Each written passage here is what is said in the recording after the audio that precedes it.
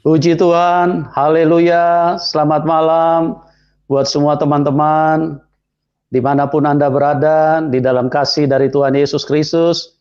Kami kembali hadir pada malam hari ini dengan sukacita, karena kami mengasihi siapapun Anda, dan kami rindu berkat-berkat Tuhan yang telah terjadi di dalam hidup kami, yang telah dialami oleh para narasumber, itu bisa di-share, bisa dibagi, dan supaya kita semuanya bisa mengalami yang namanya kebaikan-kebaikan yang berasal dari Tuhan.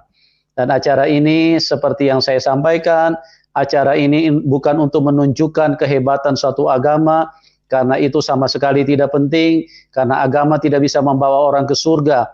Tetapi acara ini adalah suatu acara yang ingin memperkenalkan kasih dari Tuhan Yesus, Tuhan yang real, Tuhan yang hidup, Tuhan yang sempurna, Tuhan yang bisa menyatakan dirinya dengan sempurna senyata-nyatanya di dalam kehidupan setiap orang yang mau mencari kebenaran, bukan membenarkan pemahamannya. Buka hatimu, kami mengasihi siapapun Anda, kami berdoa dengan tetesan air mata supaya Anda, semua kita bisa masuk ke surga. Kami tidak ingin selamat sendiri, kami tidak ingin pulang ke surga sendiri, kami tidak ingin bahagia sendiri, karena Tuhan Yesus sangat mengasihi semua manusia, perasaan yang sama yang ada di dalam Tuhan Yesus ditaruh di dalam perasaan kami, dan itulah yang menjadi tujuan kami. Kiranya berkat Tuhan, kasih Tuhan, kuasa Tuhan lewat acara ini bisa tersampaikan kepada kita semua. Oke teman-teman, pada malam hari ini kita kehadiran seorang tamu narasumber yang luar biasa. Dia adalah seorang muslimah dari Aceh. Dulunya dia berkerinduan yang begitu besar untuk mengislamkan orang Kristen. Bahkan satu ketika apa yang terjadi di dalam hidupnya, dia ingin mengislamkan seseorang, tapi Roh Kudus bekerja dengan luar biasa. Akhirnya bukan dia yang mengislamkan seseorang, malah dia yang menjadi pengikut Tuhan Yesus, bahkan sekarang menjadi saksi dari Tuhan Yesus. Nah, bagaimana narasumber ini kleper-kleper pada saat dia mencoba untuk mengislamkan seseorang, dan kuasa Tuhan jauh lebih besar daripada itu, sehingga beliau diselamatkan oleh Tuhan Yesus. Oke, kita tidak membuang waktu terlalu panjang, kita akan segera dengarkan secara lengkap apa yang telah terjadi dengan narasumber ini. Kita sambut Ibu Cut Fatmawati, seorang muslimah dari Aceh. Selamat malam Ibu.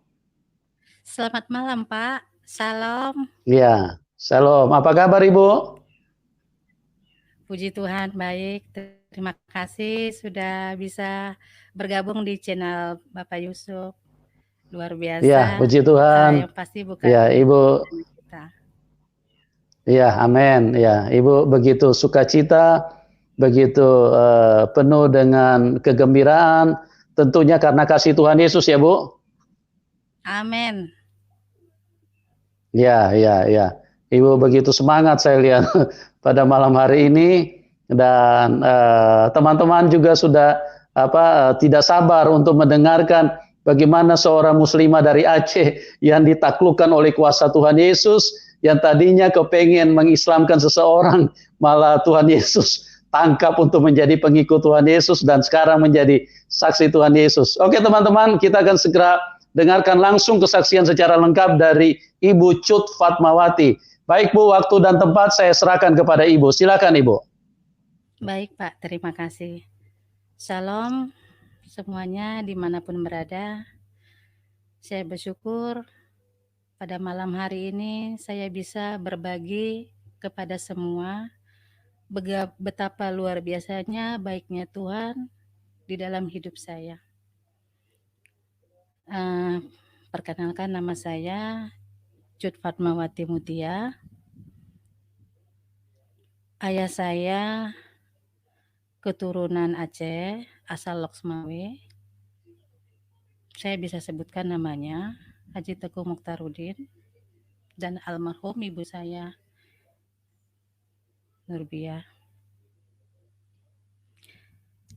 Kami memiliki 7 bersaudara. Kebetulan saya anak paling kecil, anak ke-7. Masa-masa kecil saya Mungkin Bapak Ibu tahu kok namanya anak paling kecil itu pasti kasih sayangnya itu lebih dari anak-anak yang lain. Lebih banyak saya mendapatkan kasih sayang dari orang tua. Selama saya hidup bersama kedua orang tua saya tidak pernah merasakan yang namanya ditinggalkan oleh orang tua saya. Orang tua saya itu begitu luar biasa, terutama ibu saya, sangat baik orangnya. Jadi latar belakang pendidikan saya dari SD, SMP, SMA saya dimasukkan ayah saya ke pendidikan agama. Sedangkan kakak-kakak saya yang lain, mereka sekolahnya sekolah umum.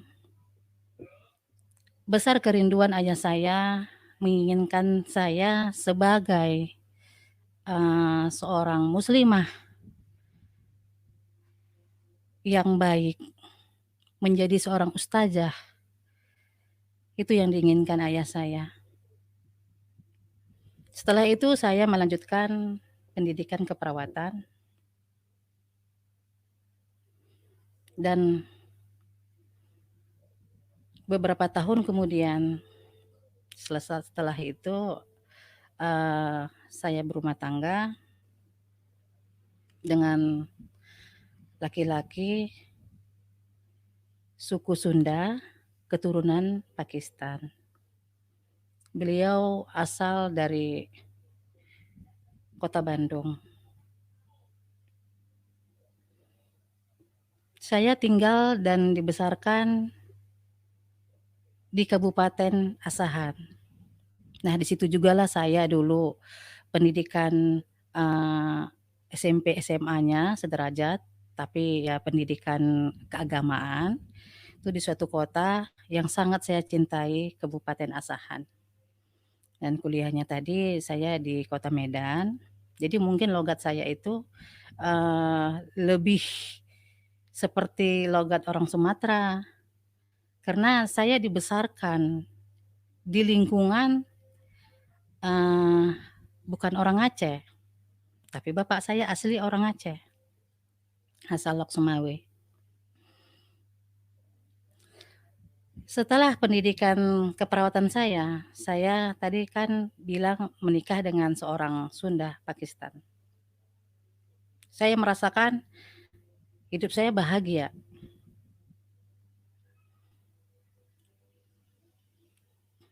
Tapi kebahagiaan itu tidak berlangsung lama. Beberapa tahun kemudian setelah pernikahan saya, suami saya itu mengalami satu penyakit. Kata dokter, diagnosanya meningitis, infeksi di otak. Padahal saat itu saya lagi mengandung. Kandungan saya baru 4 bulan. Jadi selama beberapa bulan saya mengandung, bahkan sampai saya melahirkan, saya menghadapi suami yang dalam keadaan sangat parah. Bahkan akhirnya beliau pergi meninggalkan saya. Tepat anak saya berumur 21 hari. Itu hal yang tidak mudah saya jalanin. Semua perempuan yang habis melahirkan pasti sangat bahagia memiliki seorang anak yang sangat dicintai. Tapi kalau buat saya, di mana kebahagiaan itu yang saya rasakan? Dari mulai saya mengandung, saya mengurus orang sakit. Bahkan almarhum itu sampai buta matanya, tidak bisa melihat. Saya terus mengurus dia, hari demi hari, bulan demi bulan. Hingga tiba saatnya, 2008, 10 Agustus. Di 10 Agustus 2008, dia pergi meninggalkan saya dan anaknya. Tidak mudah rasanya mengalami hal seperti itu. Tapi itulah hal yang harus saya lewatin bersama dengan anak saya. Hidup ini terasa seperti menyiksa saya rasa saat itu.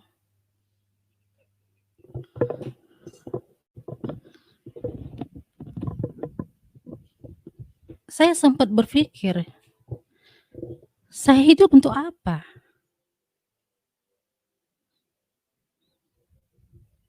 Kenapa ujian yang saya dapatkan seperti ini? Saya menangis, saya bilang, "Ya Allah, kenapa harus aku yang mengalami hal ini?"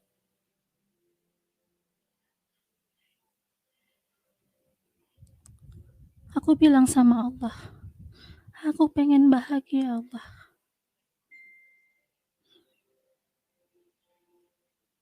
Kembali lagi saya pandang baby saya pandang anak saya. Saya kuatkan di hati saya harus kuat.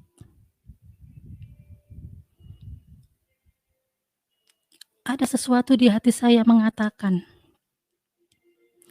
pasti Allah punya rencana indah dalam hidup saya. Saya harus jalani.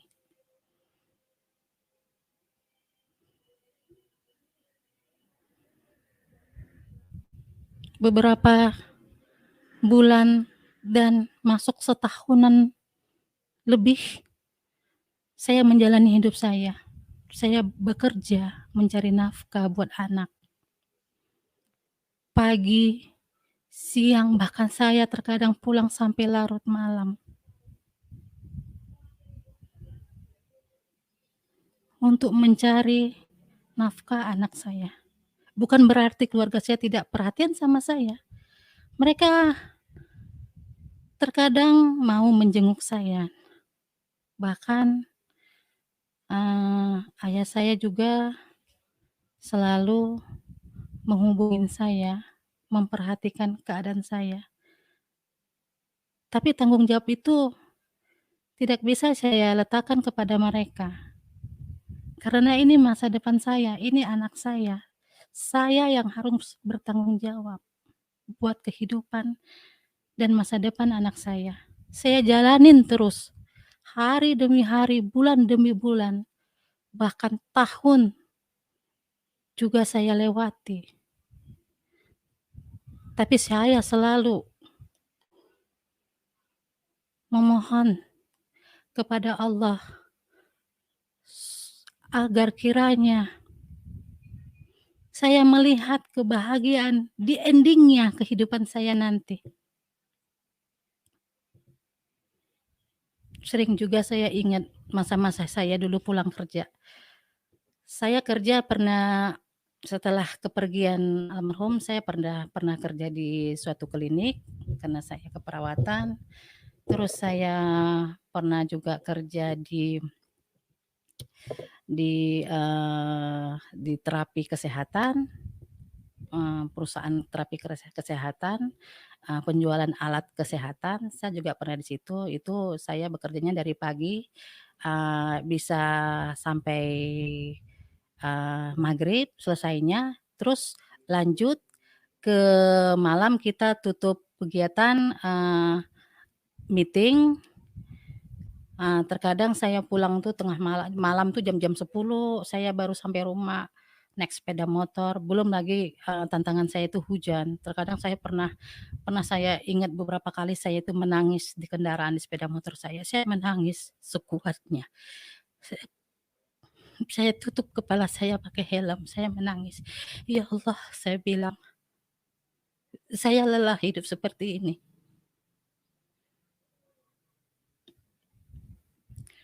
Saya lelah hidup seperti ini. Saya merasakan kekosongan. Padahal ajaran dari orang tua saya, bahkan pendidikan yang saya dapati dari pendidikan agama saya selama 6 tahun, selalu saya jalankan. Sholat selalu saya kerjakan. Karena tahu saya saat itu, as-sholatu imaduddin.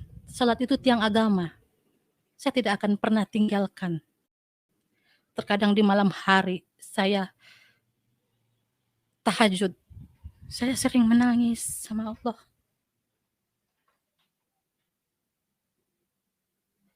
Kenapa saya seperti ini? Saya selalu melakukan perintah Allah. Saya sholat. Karena sholat itu tiang agama yang saya tahu. Tapi kenapa? Yang namanya tiang itu pondasi kuat. Kenapa? Hati saya itu tidak pernah tentram. Hati saya itu selalu kosong. Saya selalu mengaji. Terkadang saya itu sampai malam itu, sampai mau menjelang subuh, saya nggak bisa tidur. Saya mengaji. Saya menangisin keadaan saya.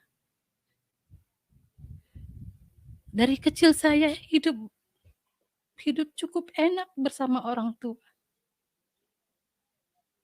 Apa yang saya inginkan saya dapatkan. Tidak kekurangan.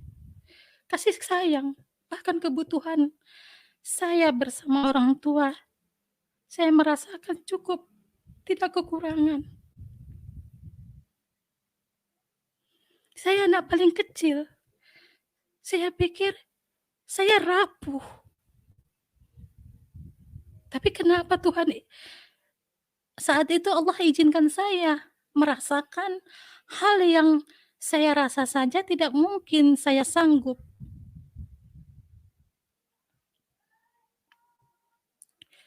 Setelah itu, setelah saya kerja di terapi, karena ada pengurangan, saya ingat pas ada pengurangan itu. Saya dipanggil atasan saya. Itu juga hal yang sangat menyakitkan dalam hidup saya.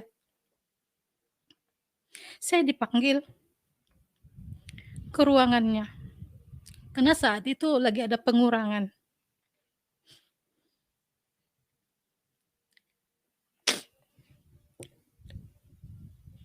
Pimpinan saya seorang perempuan, ibu, seorang hajah.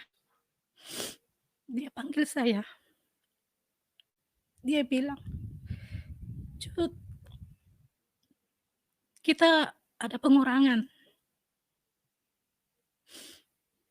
Jadi ada beberapa orang yang saya kurangin, termasuk kamu.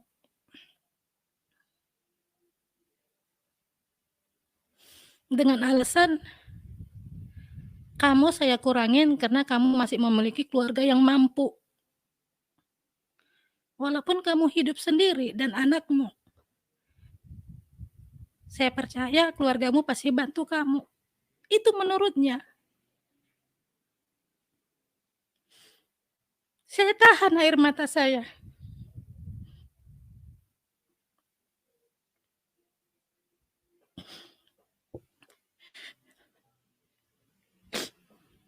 Padahal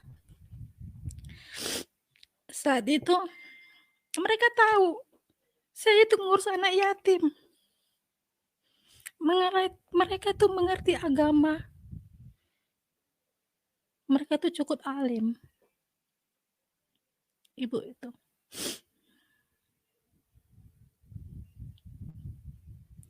Seharusnya mereka tuh lebih pelihara anak yatim. Tapi malah mereka memberhentikan saya. Setelah itu,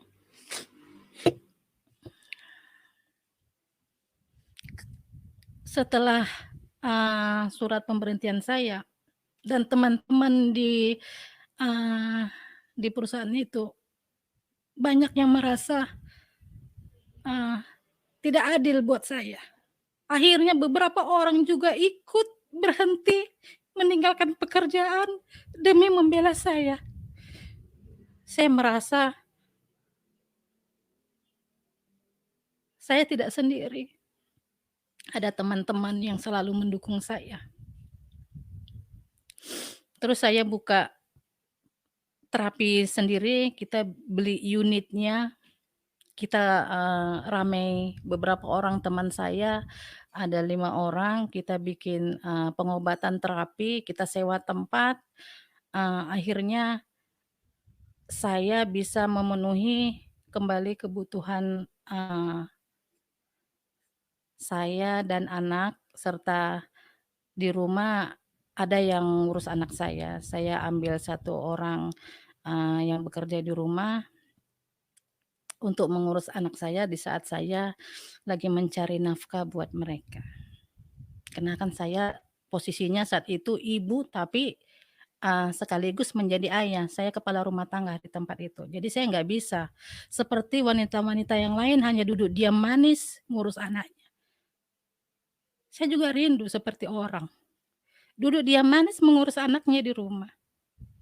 Saya rindu seperti itu, saat itu. Tapi saya punya tanggung jawab. Saya tidak mau meminta dan terus meminta kepada keluarga.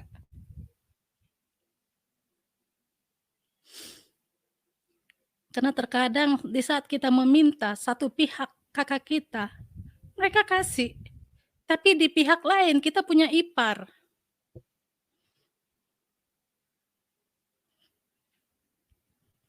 Belum lagi perkataan mereka itu yang sering menyakitkan hati saya. Saya merasa saya punya keluarga yang luar biasa, cukup mereka untuk membantu saya saat itu.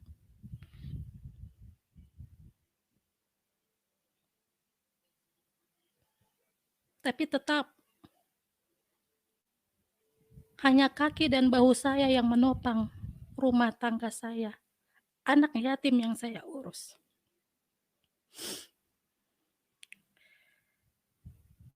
Setelah itu, terapi tetap ada di rumah. Ya mulai berkembang banyak, pasien kita yang terapi. Dari pagi saya buka jam 7 sampai jam 11 malam, itu nonstop. Bahkan terkadang itu terapinya pakai tempat tidur, ada 2 bed, eee, untuk 1 unitnya. Jadi bisa dari pagi sampai malam itu tamu tidak berhenti. Terkadang saya kewalahan dan akhirnya saya ambil orang juga di rumah untuk ngurus terapinya. Lalu saya dipanggil oleh keluarga almarhum suami. Kebetulan keluarga almarhum suami itu salah satu pejabat pimpinan di salah satu kabupaten. Mereka menginginkan saya, melanjutkan pekerjaan yang sebelumnya suami saya kerjakan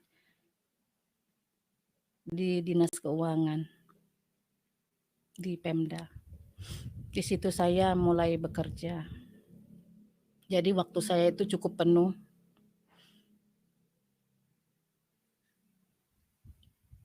Pagi saya di kantor, siang pulang saya istirahat, berangkat lagi saya jam 1:30 ke kantor, jam 4 saya kembali ke rumah. Setelah itu terkadang saya nggak sempat tidur siang, istirahat. Seperti orang-orang yang istirahat seorang ibu. Saya langsung, turun tangan kadang ke, pengobatan terapi saya. Disitulah terus hari-hari saya yang saya jalani. Tapi tetap saya merasa hidup saya itu tidak sempurna, kosong. Saya heran, saya selalu bertanya sama Allah, "Ya Allah, kenapa hidup saya seperti ini?"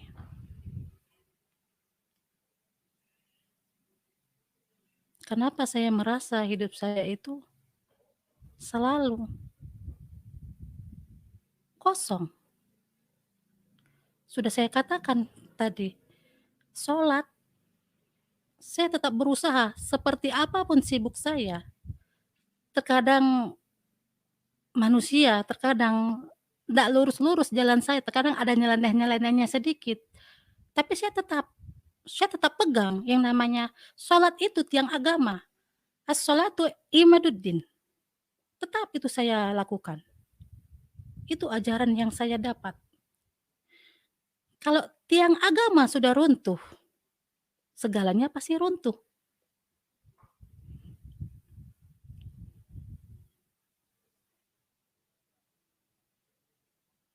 Lalu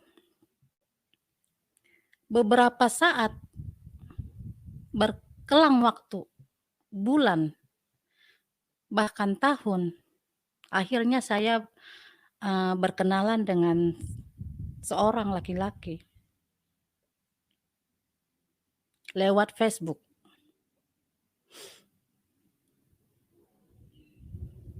Laki-laki itu duluan yang melihat Facebook saya.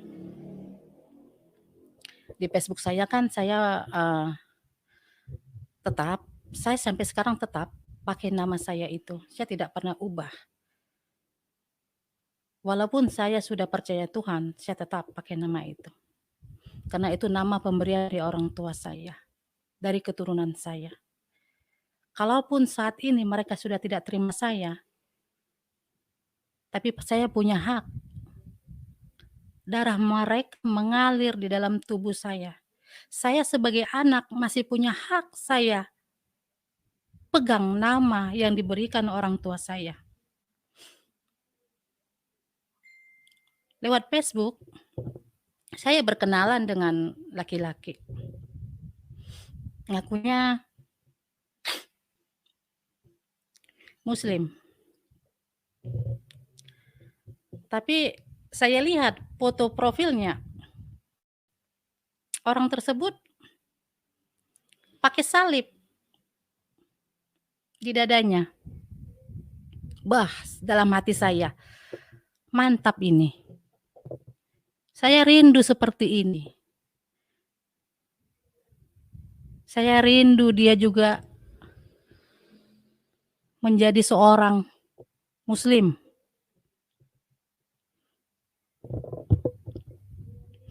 Ada kerinduan di hati saya. Saat saya lihat salibnya, menjadi tantangan buat saya. Walaupun saya dulu orangnya bukan yang baik-baik benar, tapi dasar dari keluarga dan dasar pendidikan yang saya dapati, itu dari pendidikan agama. Jadi tantangan buat saya. Ini laki-laki ini pakai salib. Messenger saya. Kebetulan saat itu di Facebook saya masih tertera nomor telepon. Telepon saya, SMS saya. Waduh, ini orang kayaknya senang sama saya, perasaan saya saat itu. Kenapa tidak? Ini harus saya tangkap. Saya pakai pikiran saya sendiri saat itu. Wah, saya merasa saat itu sok hebat. Ini harus saya jadikan seorang Muslim. Saya merasa agak pede perasaan saya saat itu.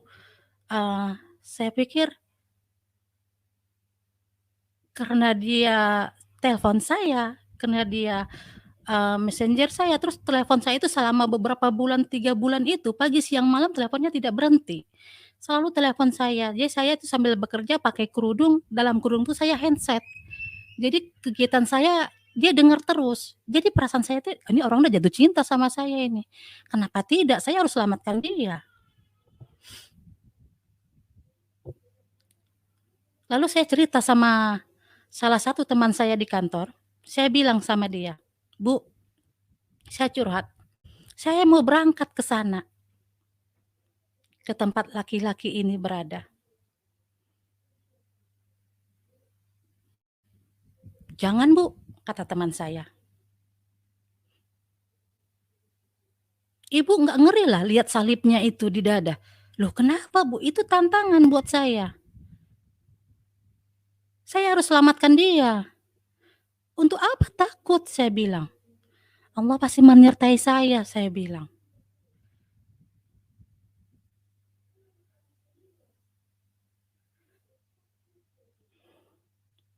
Lalu saya ajak teman saya cukup berani saat itu, karena saya merasa hidup saya juga kosong saat itu. Saya bekerja, untuk ekonomi saya cukup, untuk anak-anak, untuk kebutuhan rumah tangga anak makan, susu, masih bisa saya penuhi. Tapi saya merasa, apa yang saya lakukan ini belum membuat saya bahagia. Mungkin dengan saya menyelamatkan laki-laki ini, menjadi tantangan buat saya. Mungkin saya mendapat keuntungan. Satu, saya dapat ridhonya Allah, karena saya menyelamatkan orang. Yang kedua, saya dapat suami lagi, menggantikan yang sudah pergi. Akhirnya, saya ajak teman saya yang di kantor itu, beli tiket pesawat.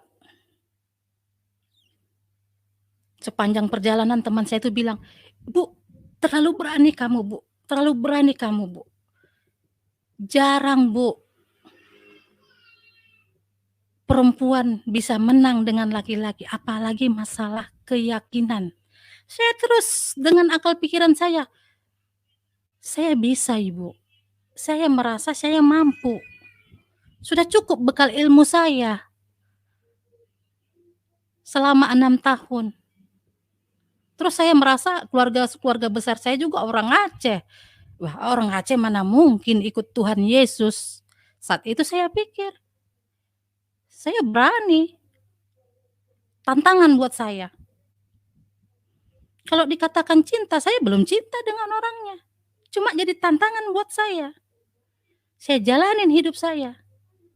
Akhirnya tiket terbeli.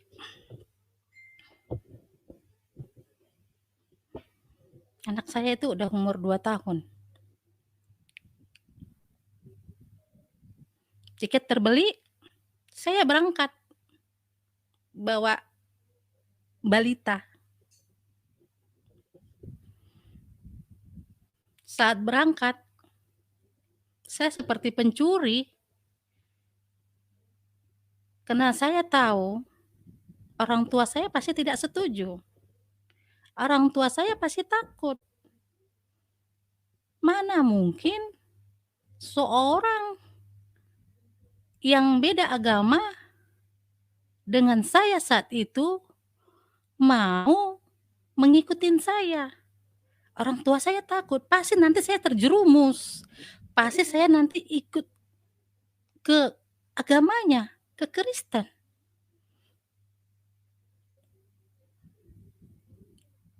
Tapi luar biasa saat itu pas saat saya berangkat, ada seorang ibu, dia itu sudah saya anggap, Umi, saya panggil Umi, dia udah saya anggap sebagai orang tua saya. Karena almarhum mama saya kan sudah meninggal waktu pas saat saya umur 18 tahun. Jadi Umi ini, waktu pas saat saya hidup bersama anak saya di kontrakan, Umi ini rumahnya dekat dengan saya. Dia selalu, main ke rumah karena dia kasihan lihat ada anak yatim di rumah itu. Jadi Umi ini bilang sama saya, "Hati-hati ya Nak ya," katanya, "jaga imanmu, jaga agamamu. Kalau sudah itu niatmu, Umi doakan." Malam itu seperti pencuri kami. Berangkat malam-malam pakai taksi ke satu kota, karena saya kan tinggal di Kabupaten Asahan. Saya berangkat ke kota Medan, itu jaraknya 4 jam. Sampai Medan, pesawatnya berangkatnya besok pagi jam 10. Kami nginap malam itu di rumah anaknya Umi. Bapak saya telepon terus, tapi saya tahu dia tidak akan pernah setuju. Telepon tidak saya angkat, bahkan HP saya matikan. Saya berkeras. Saya harus cari sesuatu untuk kehidupan saya. Apakah orang ini nanti seperti apa? Saya yakin dia pasti ikut dengan saya. Saya akan bawa dia setelah dia percaya Tuhan, percaya sama Allah. Nah, hari itu berangkatlah kita jam 10.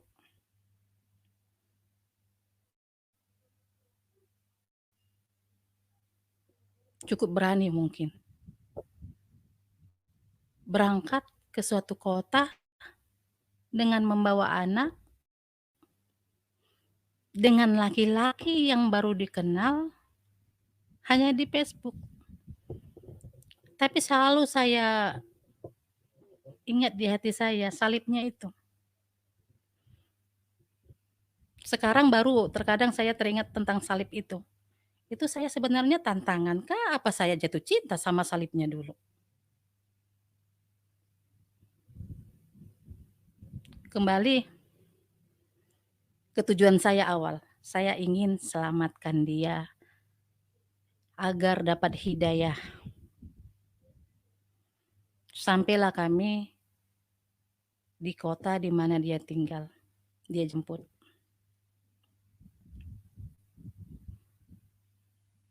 Saya gini dalam hati saya, mandang orangnya. Siapa sebenarnya ini? Apa bisa saya taklukkan? Apa bisa saya bawa? Saya cuma diam. Saya pandang di sekeliling kota itu. Kok saya berani ke kota orang yang selama ini masih asing di telinga saya? Nama kota itu. Perasaan saya kota itu hutan.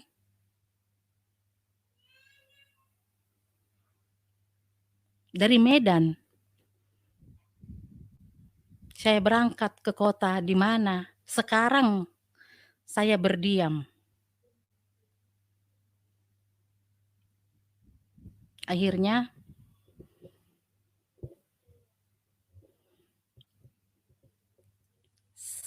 saya bersama dengan dia untuk melakukan pemberkatan di gereja. Saya kan harus menjadi seorang Kristen. Tapi saya kan belum mau. Jadi ada yang namanya pernikahan, karena saya tahu pernikahan Muslim bisa secara sirih. Jadi saat itu kita nikah sirih, sah di mata Allah, dan saya terus berdoa.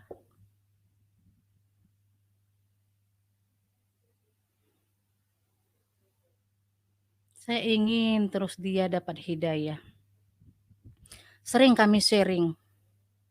Saya kan dari Medan kemarin waktu pas datang ke kotanya itu saya kan bawa Al-Qur'an terjemahan.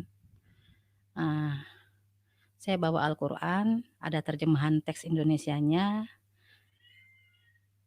Jadi saya sering kasih sama dia. Kami baca. Dia juga bilang gitu ke saya. Coba kamu baca Alkitab ini. Saya bilang, ngapain saya baca Alkitab? Perasaan saya haram. Megang-megang Alkitab. Itu perasaan saya dalam hati. Nggak saya utarakan. Saya nggak enak juga. Jangan sampai tahu dia siasat saya. Terus setiap hari dia bilang baca aja. Saya baca, saya bilang kayak dongeng, saya bilang ceritanya. Terkadang ceritanya tuh saya tidak ngerti. seperti membaca, saya seperti itu. Saya baca terus, saya baca terus. Begitu juga dengan suami saya, dia baca terus.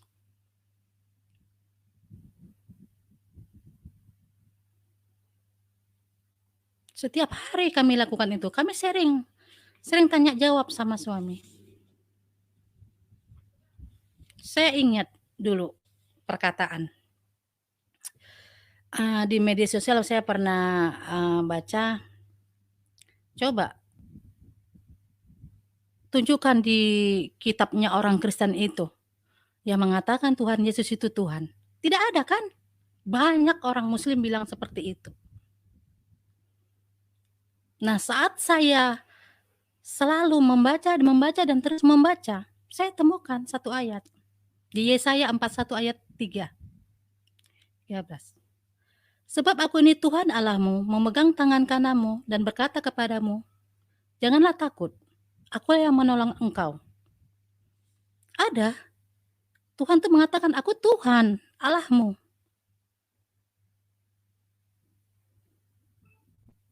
Berarti ada di Alkitab. Saya baca, loh ini Tuhan katanya, akulah Tuhan Allahmu.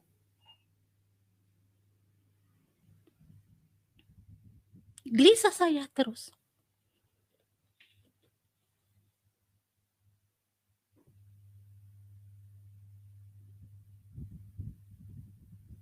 Suami terus bertanya sama saya, bagaimana? Apa yang kamu dapatkan di Alkitab itu? Nggak ada, saya bilang. Biasa saja.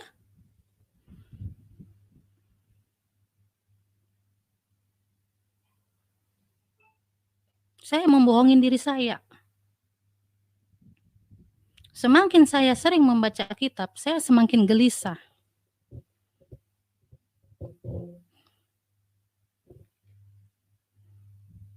Saya nggak tahu perasaan apa itu yang membuat saya gelisah.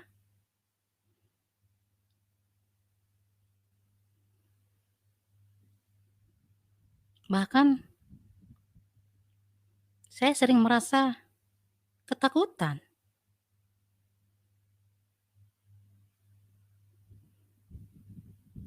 Satu tahun sudah saya tinggal di satu kota ini. Akhirnya ayah saya meninggal dunia. 1 minggu sebelum dia meninggal, kami sempat teleponan. Bapak saya telepon saya gini, pulanglah nak.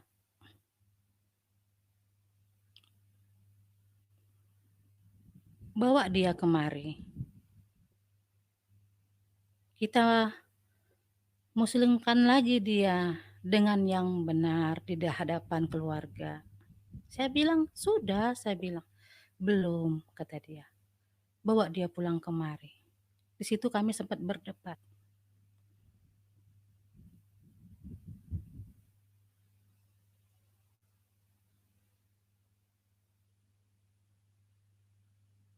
Ternyata itu pembicaraan saya terakhir dengan bapak saya. 1 minggu sebelum dia meninggal.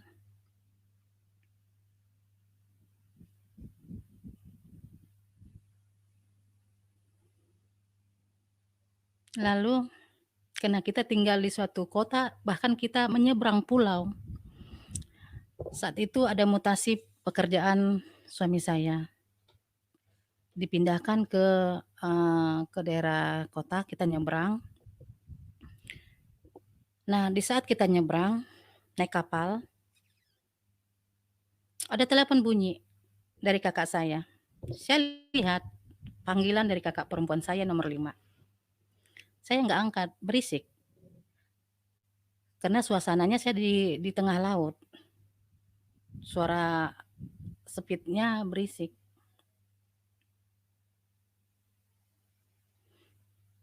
Lalu kakak saya kirim gambar dan kata-kata, Dek, Bapak meninggal. Di situ saya terpukul. Saya menangis di situ.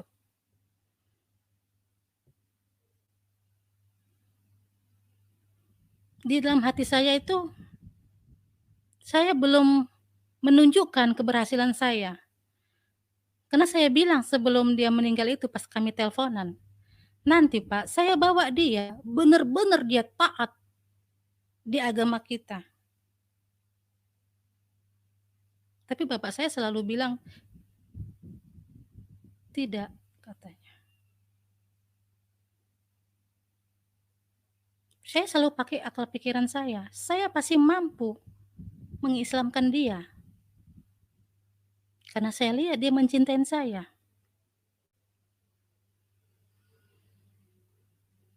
Sesampainya kami di kota, tempat di mana kami, dimutasi dari pekerjaan suami, di situ ya namanya baru meninggal orang tua, saya sangat berduka, saya bersedih. Saya mulai merasa saya belum bisa menunjukkan kepada orang tua saya cita-cita saya, ingin membawa dia ke ajaran yang sebelumnya saya anut. Terus saya tetap sharing sama suami. Dan akhirnya pada suatu hari saya mengalami suatu penyakit. Saya nggak tahu apa namanya penyakit itu. Saya merasa perut saya itu sakit benar. Saya gelisah. Saya ketakutan. Lalu saya dibawa ke rumah sakit. Diagnosa dokter, saya kena lambung, sakit lambung. Padahal selama hidup saya, selama saya dulu tinggal di Kabupaten Asahan, di Medan, saya tidak pernah merasakan yang namanya sakit lambung.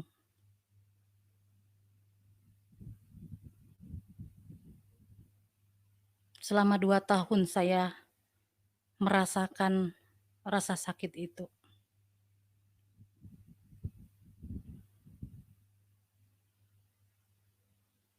...2013 saya percaya Tuhan. Itu banyak ceritanya lah di belakangnya itu. Selama saya sakit, semuanya terkuras. Apa yang kami miliki habis untuk ngobatin saya. Bahkan lagi tahap mau membangun rumah, akhirnya terjual. Bahkan suami tidak bekerja. Izin dari perusahaan yang ditempatinya hanya untuk mengurus saya. Pagi suami absen ke kantor. Dan saya tinggal di kontrakan.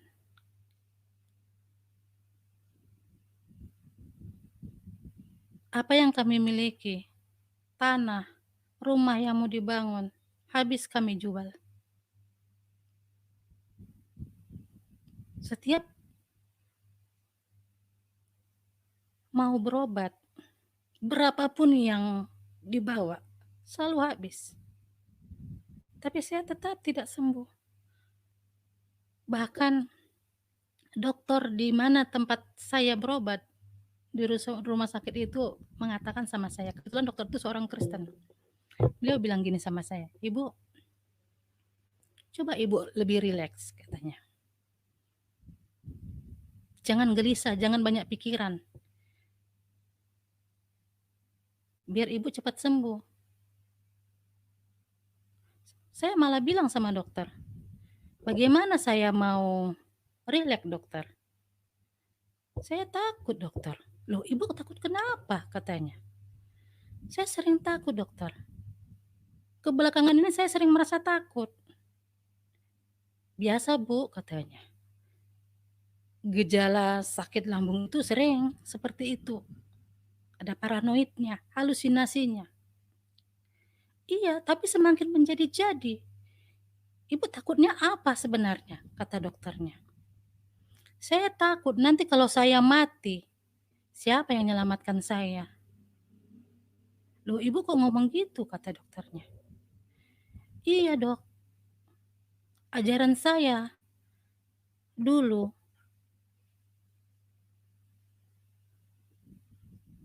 mengatakan kalau saya akan tetap selamat di sana, selalu dapat ridho dari Allah, saya bilang. Tapi yang saya tahu, setelah saya membaca Alkitab, membuat hati saya itu mulai ragu dengan ajaran yang saya dapat dulu.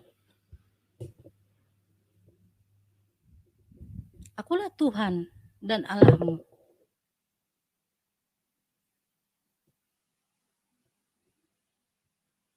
Isa yang saya kenal dulu, Nabi Isa adalah nabi.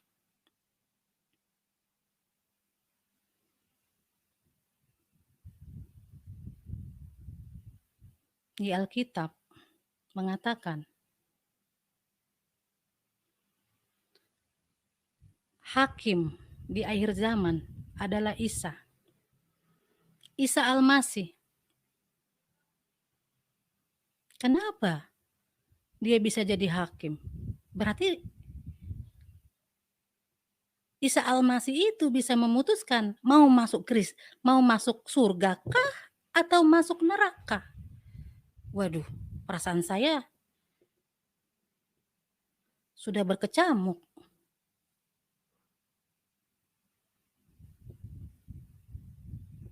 Akhirnya penyakit saya semakin parah dan parah.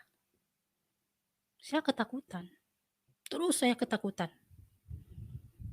Almarhum bapak saya, ibu saya, saudara saya, bahkan tetangga-tetangga yang sudah pergi, meninggal, mereka selalu menghampirin saya. Bukan hanya di dalam mimpi. Terkadang mereka berdiri di depan pintu rumah saya. Saya seperti orang bingung. Saya seperti orang gila saya rasa. Saya ketakutan. Saya bilang sama salah satu teman saya yang ada berkunjung ke rumah. Kebetulan dia seorang muslim. Saya bilang, apa saya ini sudah dekat di alam kematian? Makanya mereka berkunjung terus ke saya.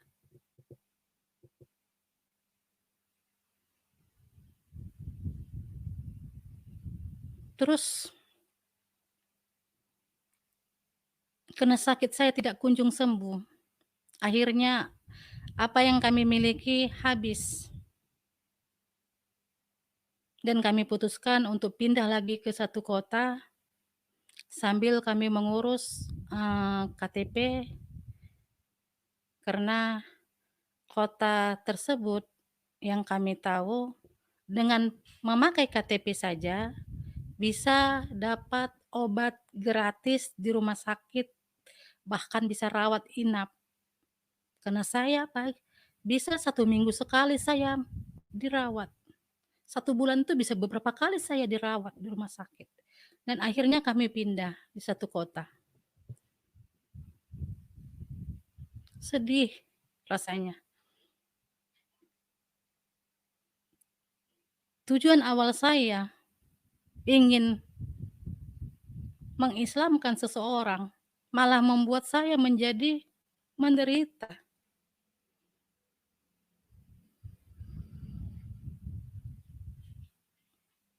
Saya berobat gratis, terkadang saya menangis. Hidup saya kok makin hancur. Saya pakai akal pikiran saya. Awalnya saya ingin mengislamkan dia, kok saya malah semakin hancur. Sakit yang tak kunjung sembuh. Pada suatu hari saya dibawa ke keluarga suami, tapi jauh, keluarga jauh. Ada hubungan, keluarga. Di situ saya mengalami lawatan Tuhan yang luar biasa di dalam hidup saya. Pada malam hari itu, kebetulan yang punya rumah itu baru melahirkan, anak pertama. Sudah beberapa bulan dan kami belum melihat. Kondisi baby-nya lagi kurang sehat, lagi demam, di mana saya juga lagi sakit, kondisi saya lemah. Tapi karena saya punya dasar pendidikan kesehatan, saya coba bantu mereka ngurusin baby-nya malam itu, karena mamahnya sudah kelelahan.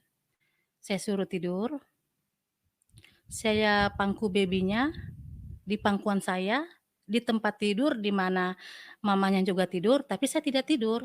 Saya duduk sambil memangku baby-nya. Nah, di saat saya memangku baby-nya, mungkin juga karena saya lelah, atau mungkin juga karena kondisi saya juga belum benar-benar sehat, di situ mungkin saya tertidur. Saya rasakan, saya seperti tidak mimpi.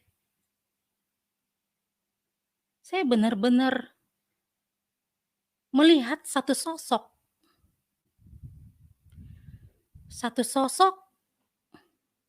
yang berjubah, tapi saya tidak bisa melihat wajahnya. Wajahnya penuh dengan cahaya, terang. Mata saya ini nggak bisa memandang jelas. Cuma di depan sosok yang saya lihat berjubah itu, ada seorang bapak-bapak tidur di depannya. Sosok berjubah itu pegang tangan saya, dia tuntun saya. Katanya, sebut dalam nama Tuhan Yesus. Sambil saya dituntunnya, saya sebut dalam nama Tuhan Yesus. Langsung saya sujud di kakinya. Saya bilang, "Maukah Tuhan itu yang saya cari selama ini?" Saya menangis di kakinya.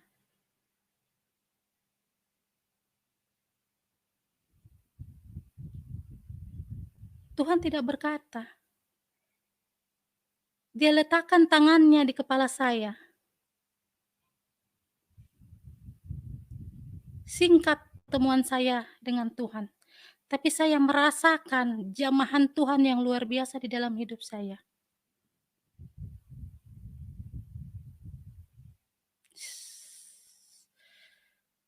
Akhirnya saya terbangun. Ternyata saya lihat jamnya, hanya beberapa menit kejadian itu. Berarti saya hanya tertidur sebentar dalam posisi duduk memangku baby. Lalu saya bangunkan seisi rumah. Saya cerita sama mereka. Saya menangis, saya bilang, saya ketemu Tuhan Yesus. Saya sujud di kaki dia. Dia sentuh kepala saya dengan tangannya. Saya merasakan lawatan Tuhan yang luar biasa yang saya rasakan. Yang awalnya kondisi saya sangat melemah, saya merasa ada kesembuhan. Saya merasa tubuh saya tuh kok enggak seperti sebelumnya. Saya merasa begitu lembutnya sentuhan tangan Tuhan ke kepala saya.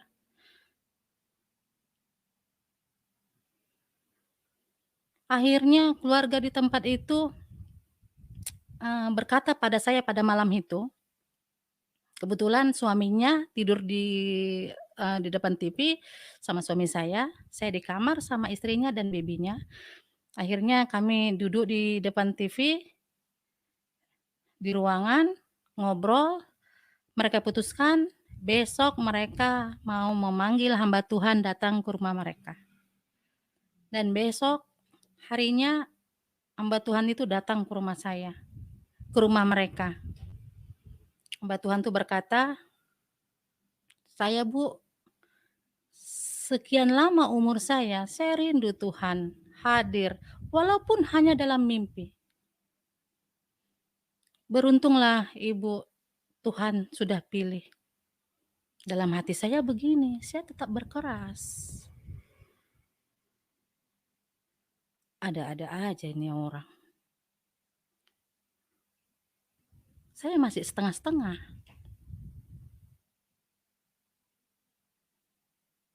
Saya masih belum benar-benar percaya sama Tuhan. Padahal Tuhan sudah datang dalam hidup saya. Lawatan Tuhan luar biasa sebenarnya. Pas saat saya bermimpi dengan Tuhan, saya merasa Tuhan itu begitu lembut mengasihi saya. Sentuhan tangannya begitu dahsyat. Sampai saya menangis di bawah kakinya. Tapi saya tetap berkeras. Saya masih punya dasar, saya bilang. Saya selalu ingat.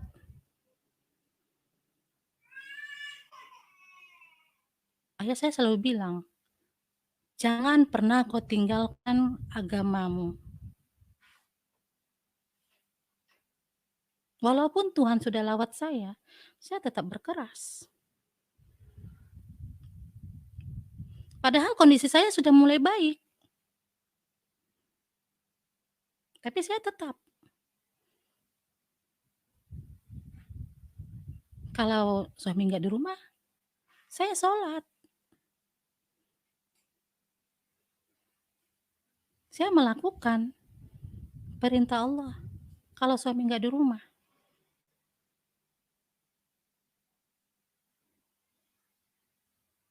Semakin saya berkeras, semakin Tuhan ingin saya merasakan satu hal yang mungkin saya anggap sangat menyakitkan saat itu. Makin parah sakit saya.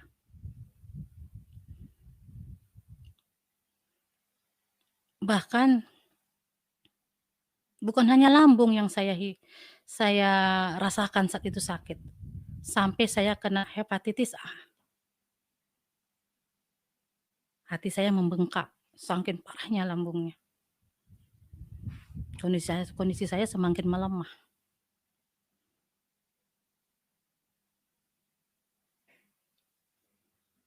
Terus saya kembalilah ke rumah saya, ke kontrakan saya. Dari rumah saudara itu, kita kembali. Saya jalanin hidup saya. Walaupun saya sudah bermimpi Tuhan Yesus, saya tetap berkeras. Saya tidak mau pindah agama. Saya tidak mau terima Tuhan. Karena saya rasa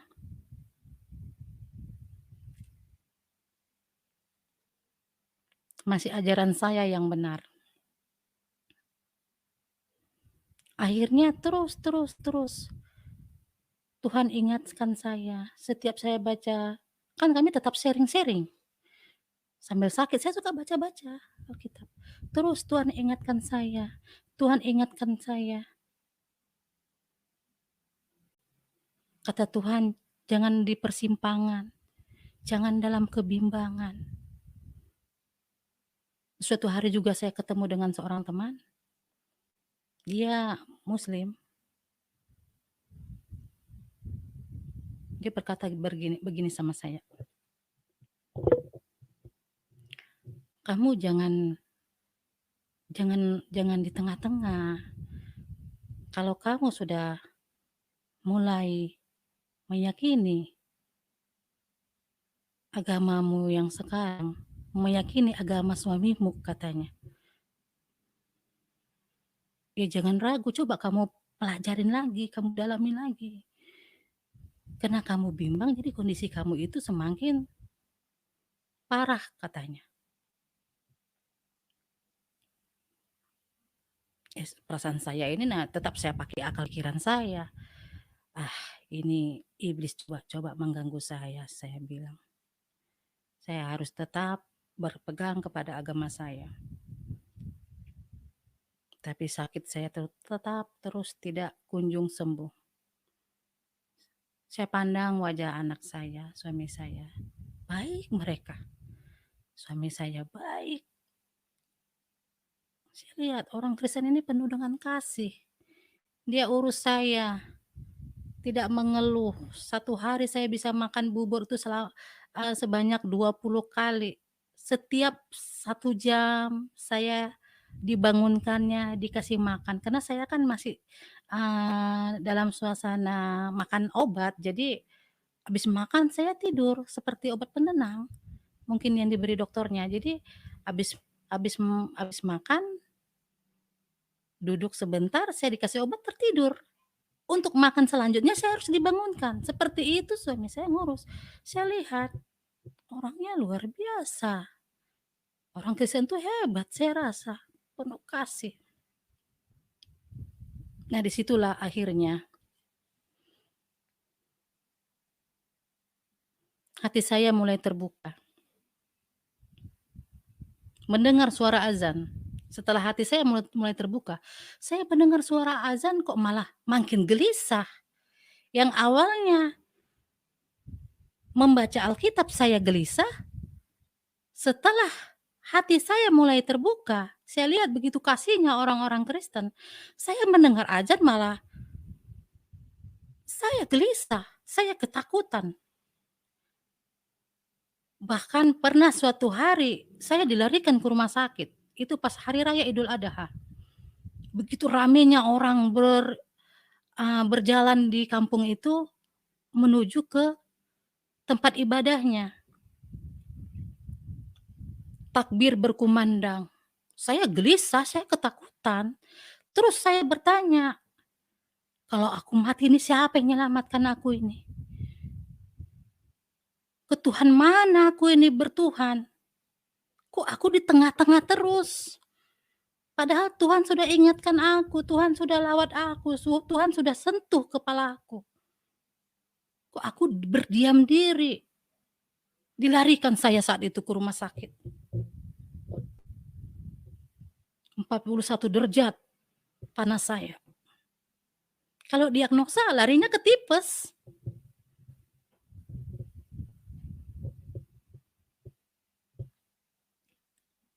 Sudah ngawur perkataan saya.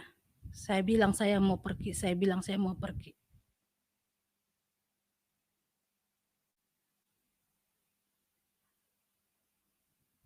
Akhirnya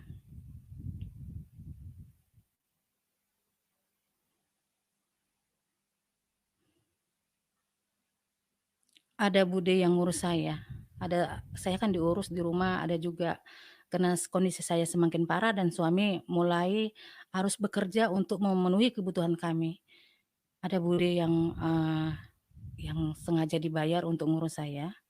Nah, di situ bude itu selalu juga nasihatin saya, dia seorang muslim, dia bilang, "Kak, kalau Kakak mau ikut Kristen, ya sudahlah Kak, jangan jangan jangan lagi keras hati Kak," katanya. "Ya sudah Kak, ikut aja, yang penting Kakak sehat. Mana tahu dengan Kakak ikut Kristen, Kakak sehat," katanya gitu. Dan akhirnya setelah saya pulang dari rumah sakit, suami kan pindah kerja lagi di satu kota kecil, kecamatan. Di situ ndak banyak orang muslim. Jadi untuk masjid sekitar beberapa kilo itu tidak ada masjid. Jadi suami sengaja ajak saya pindah ke sana. Tuh ya daerah hutan, pegunungan. Di situ saya tinggal. Saya mulai tenang.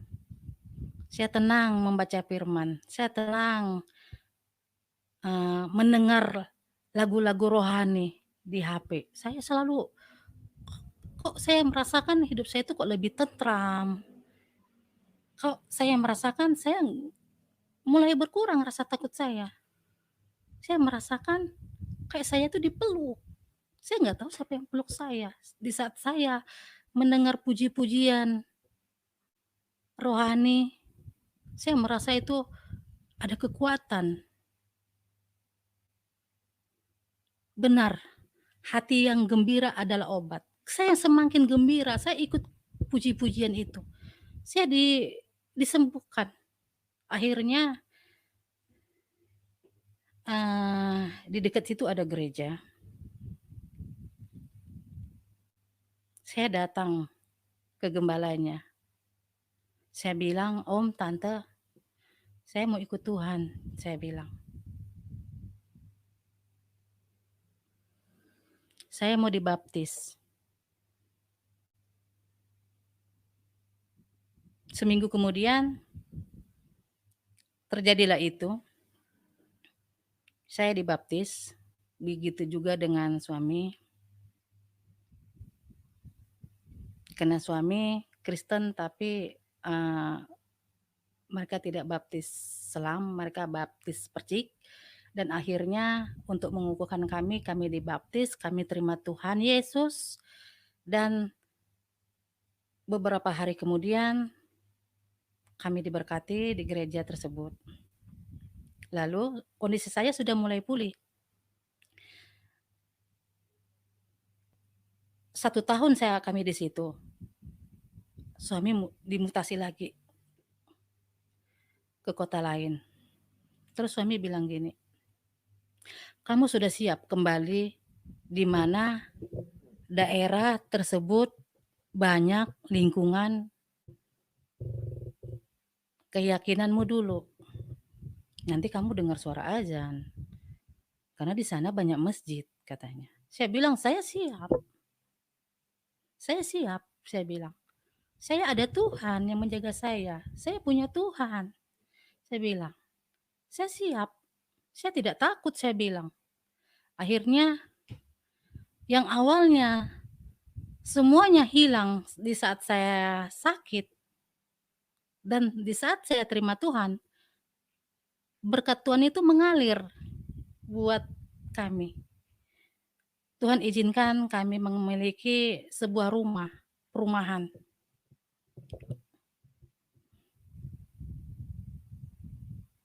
Di perumahan itu saya bersyukur sama Tuhan. Saya bisa tinggal di rumah saya sendiri. Kondisi saya sehat, saya bahagia. Saya makin rajin membaca Alkitab, bahkan saya seperti anak kecil. Saya rasa saya ini seperti anak sekolah minggu.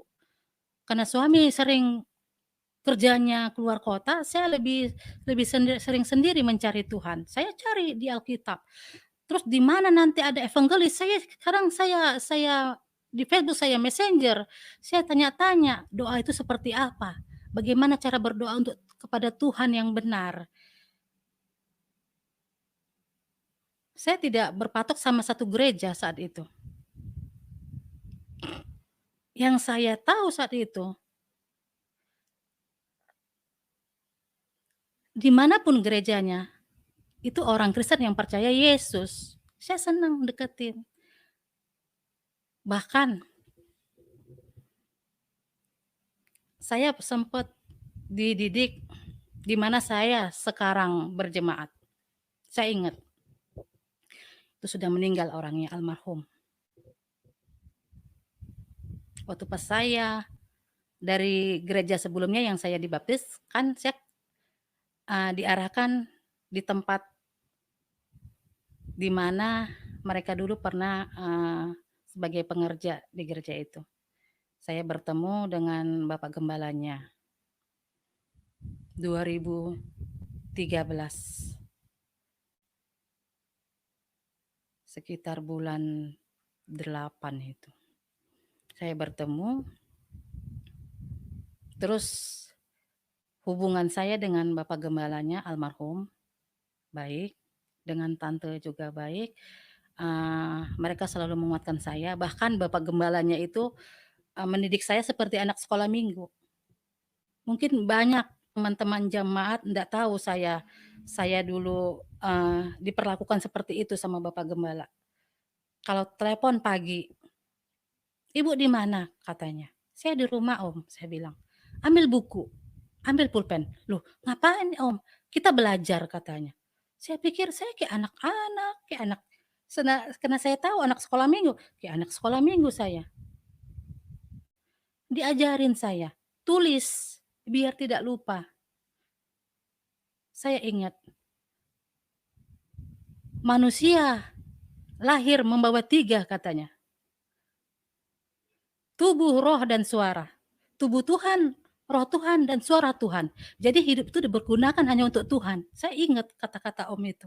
Pertama kali saya belajar sama beliau. Setiap hari buku saya penuh. Jadi kalau suami saya kebetulan kan, di luar kota. Terus saya terkadang, tanya sama Bapak Gembala, kalau lagi telepon, ada tantenya, saya kan nggak enak. Saya pikir ini Bapak Gembala, seorang laki-laki. Saya nggak mau terima telepon, nanti, eee, asumsi yang tidak baik, kalau orang berpikir yang tidak baik tentang saya gitu. "Tidak ada tante di sini di samping saya," kata Bapak Gembalanya. Nah, terus kalau suami saya pulang dari luar kota, saya sampaikan, "Ini pelajaran saya." Jadi suami saya ketawa, "Kayak anak sekolah minggu kamu," katanya. Ya saya belajar, "Ndak apa-apa terlambat, yang penting tidak sama sekali," kata suami saya. 7 tahun sampai sekarang saya percaya Tuhan. Saya rasakan luar biasa lawatan Tuhan dalam hidup saya. Tapi satu hal, saat saya terima Tuhan, saat saya percaya Tuhan pertama kali, beberapa tahun saya rasakan, apa yang saya minta Tuhan selalu berikan. Saya dimanja sama Tuhan saya rasa. Yang namanya anak sekolah minggu, masih baby, masih kecil. Kan seperti anak kecil, datang ke ayahnya, datang ke bapaknya, kan selalu dirangkul. Apa yang diminta selalu diberi. Itu yang saya rasakan. Saya minta sama Tuhan, "Tuhan, saya mau rumah." Tuhan kasih saya rumah. Saat itu di rumah cuma ada kendaraan sepeda motor Ninja laki-laki. Saya bisa bawanya, tapi rasanya tidak cantik rasanya perempuan itu pakai motor Ninja bawa anak ke gereja. Saya kadang malu, bahkan kadang motornya itu ndak hidup. Di jalan kadang mogok. Saya ke gereja, saya terus mencari Tuhan, saya datang ke gereja bawa anak saya. Karena suami kan tidak ada di tempat. Kalau saya tidak membawa anak saya, siapa lagi? Sedangkan saya saat itu harus dikuatkan, tapi saya juga harus menguatkan anak-anak saya. Pakai sepeda motor Ninja, saya rasakan bunyinya itu luar biasa, preng-preng saat itu. Aduh malu saya. Di gereja terkadang saya sorong dulu jauh-jauh dari gerbang, baru saya hidupkan. Kadang, saya belum turunkan minyaknya, nggak hidup-hidup. Tantangan buat saya. Terus saya berdoa sama Tuhan, saya bergumul lagi sama Tuhan. Di gereja saya nangis pas saat ibadah. "Tuhan, saya mau Tuhan, Tuhan sediakan saya sepeda motor lagi, biar saya semakin lebih sering mencari Tuhan." Puji Tuhan, Tuhan beri lagi. Tuhan begitu baik. Apa yang saya minta Tuhan selalu kasih. Saya benar-benar dimanja Tuhan. Saya selalu mencari di mana ada kegiatan ibadah, saya selalu mendatangi. Ibadah wanita, saya datang. Saya terkadang malu bertanya sama ibu-ibu saat itu.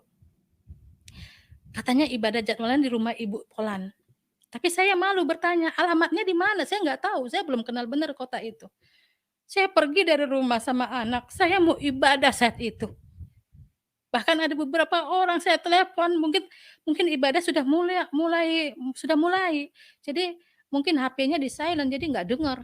Saya telepon mau nanya di mana tempatnya, tapi tidak diangkat. Akhirnya saya pulang. Saya gini, susah benar mencari Tuhan itu di saat saya sangat rindu mencari Tuhan itu. Tapi saya tetap tidak gentar. Saya sudah keluar dari keyakinan saya dulu. Saya tidak mau sia-sia. Saya harus benar-benar cari Tuhan itu. Saya benar-benar harus mencari wajah itu.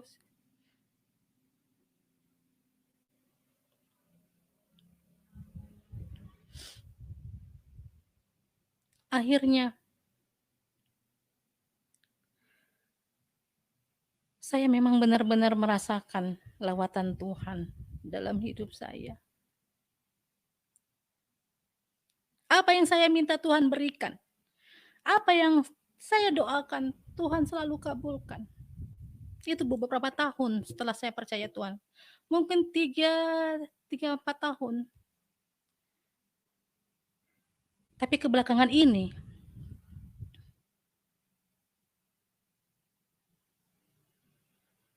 saya sudah mulai merasakan apa yang saya doa akan mulai lambat. Tapi saya imani Tuhan ingin mendidik saya bukan menjadi baby. Tuhan ingin mendidik saya bukan hanya makan makanan lembek, tapi Tuhan menginginkan saya juga makan makanan keras. Semakin saya berdoa, semakin saya rasakan lama jawaban Tuhan. Saya semakin sabar, saya terus cari Tuhan. Saya ingat firman Tuhan, carilah dulu kerajaan Allah dan kebenaran. Maka semuanya akan dicukupkan. Saya terus cari Tuhan.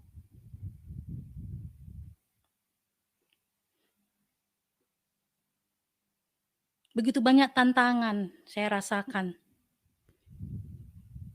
Ikut Tuhan itu. Mikul salib itu nggak gampang.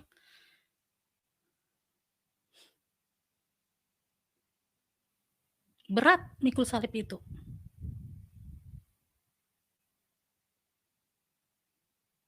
Saya rasakan. Di lingkungan mana di mana saya tinggal, mereka tahu saya dari Muslim. Saya sempat diganggu.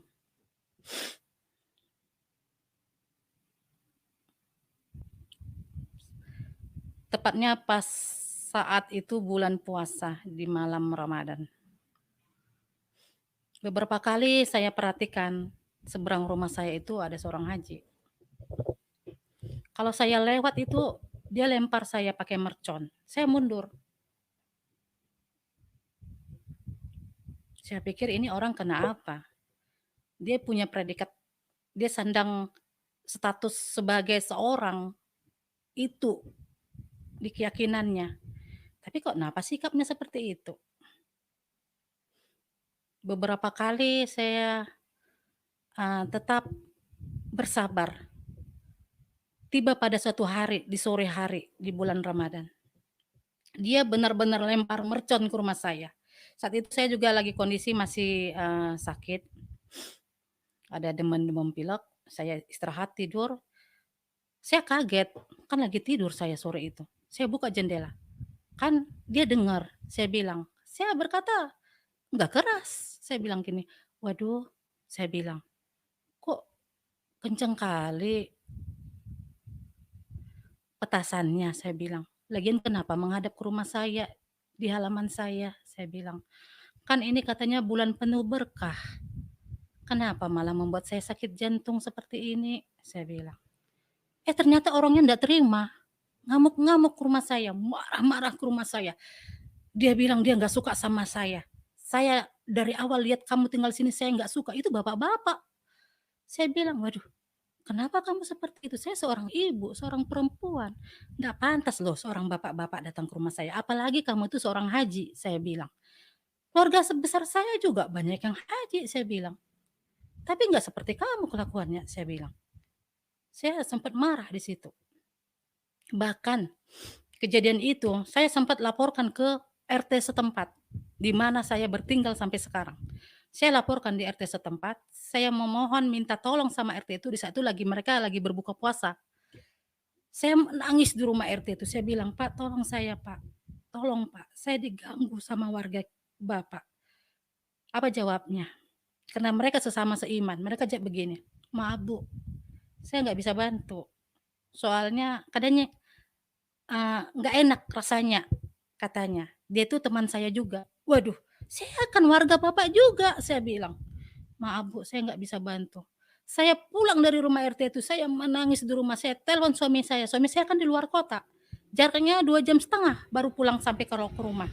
Saya telepon suami saya langsung hubungin, beberapa orang keluarga kita, keluarga mungkin sekampung halaman di Sumatera dulu, suami, dia telepon yang sudah menjadi aparat, jadi polisi, dia telepon.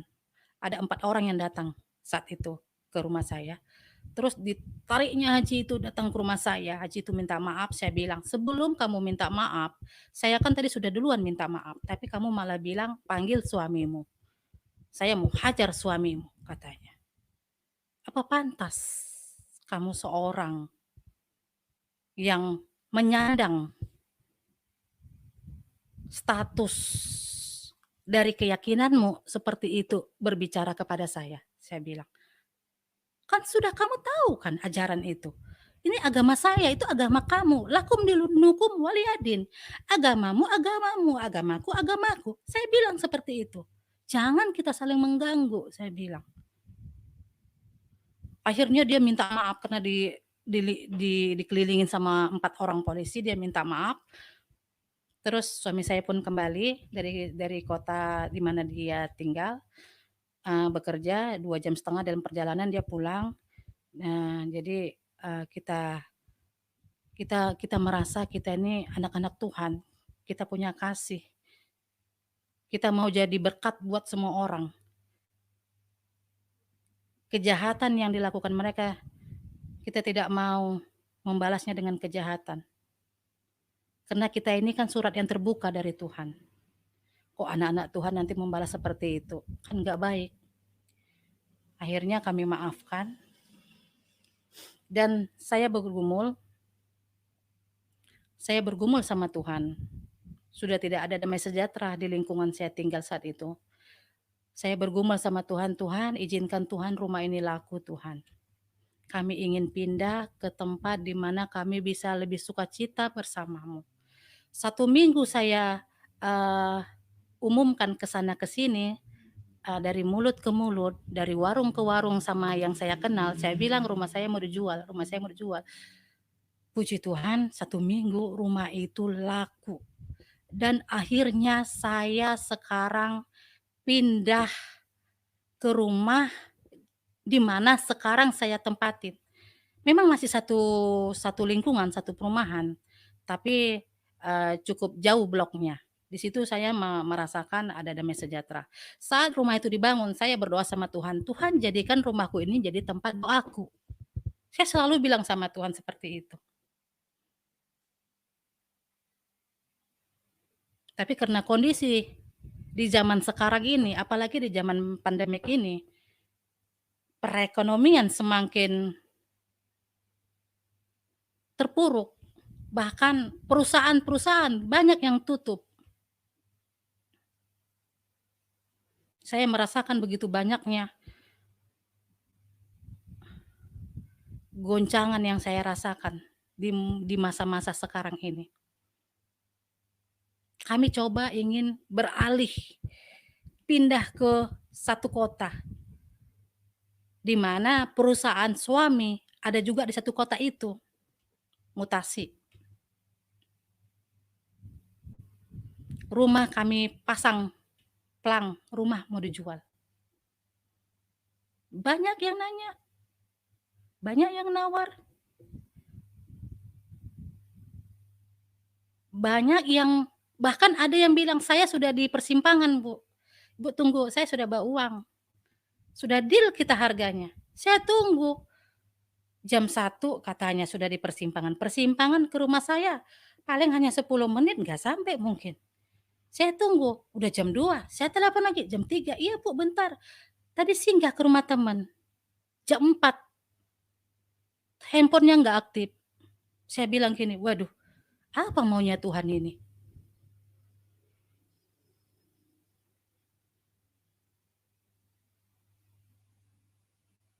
saya kembali ingat niat awal saya bangun rumah sekarang sama Tuhan. Saya bilang sama Tuhan, Tuhan jadikan rumah ini tempat doa saya. Saya tanya sama Tuhan lagi, setiap suami saya mau dimutasi, enggak jadi. Bahkan Tuhan izinkan pekerjaan yang dimana suami saya masih dibutuhkan di situ. Saya tanya lagi sama Tuhan, Tuhan, apakah doa saya dulu Tuhan dengar? Saya bilang rumah ini jadi tempat doa, makanya rumah ini sampai sekarang nggak laku.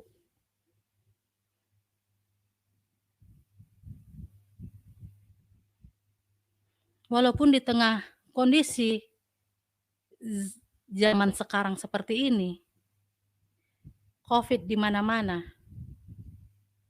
tapi saya percaya Tuhan tidak pernah meninggalkan kita. Karena kita memiliki Tuhan Allah yang luar biasa. Tuhan kita hidup, tidak mati. Dia tidak mati di kayu salib. Dia hidup, bangkit ke surga.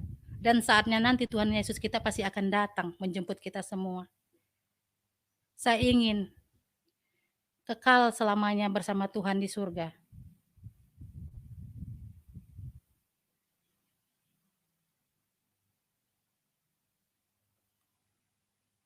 Begitulah Bapak Ibu semuanya, kesaksian hidup saya yang saya alami selama ini. Ikut Tuhan luar biasa, ingin menarik seorang laki-laki menjadi muslim, malah saya yang ikut Tuhan bertemu dengan saya. Tuhan lawat saya, kehidupan saya, kesehatan saya, semakin hari semakin Tuhan pulihkan. Itu saja. Terima kasih.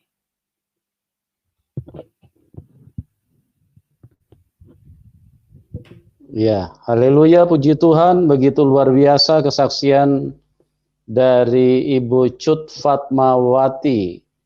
Bagaimana Tuhan Yesus menghampiri beliau dengan cara yang begitu luar biasa, memperkenalkan dirinya, Tuhan memperkenalkan dirinya kepada seorang muslimah yang tadinya begitu berkeras hati, tapi Tuhan dengan kebaikan yang begitu luar biasa, terus secara perlahan-lahan sehingga satu ketika dari tujuan niat Ibu Cut Fatimah ingin mengislamkan seseorang, malah akhirnya menjadi percaya kepada Tuhan Yesus, bahkan sekarang begitu cinta kepada Tuhan Yesus, dan pada malam hari ini menjadi saksi dari Tuhan Yesus, bahwa Tuhan Yesus adalah satu-satunya Tuhan yang hidup, yang berkuasa, yang tidak tinggal di dalam kuburan.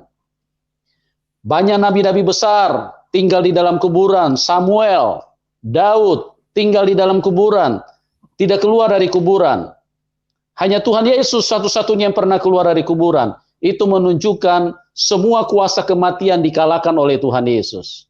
Begitu dahsyatnya kuasa Tuhan, dan Tuhan terus ingin menyatakan diri kepada siapapun, supaya kita semua bisa diselamatkan dan bisa pulang ke surga.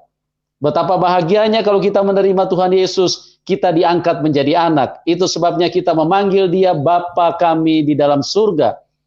Oh, begitu dahsyatnya kasih Tuhan. Nah, sekali lagi jangan pikiran kotor ya.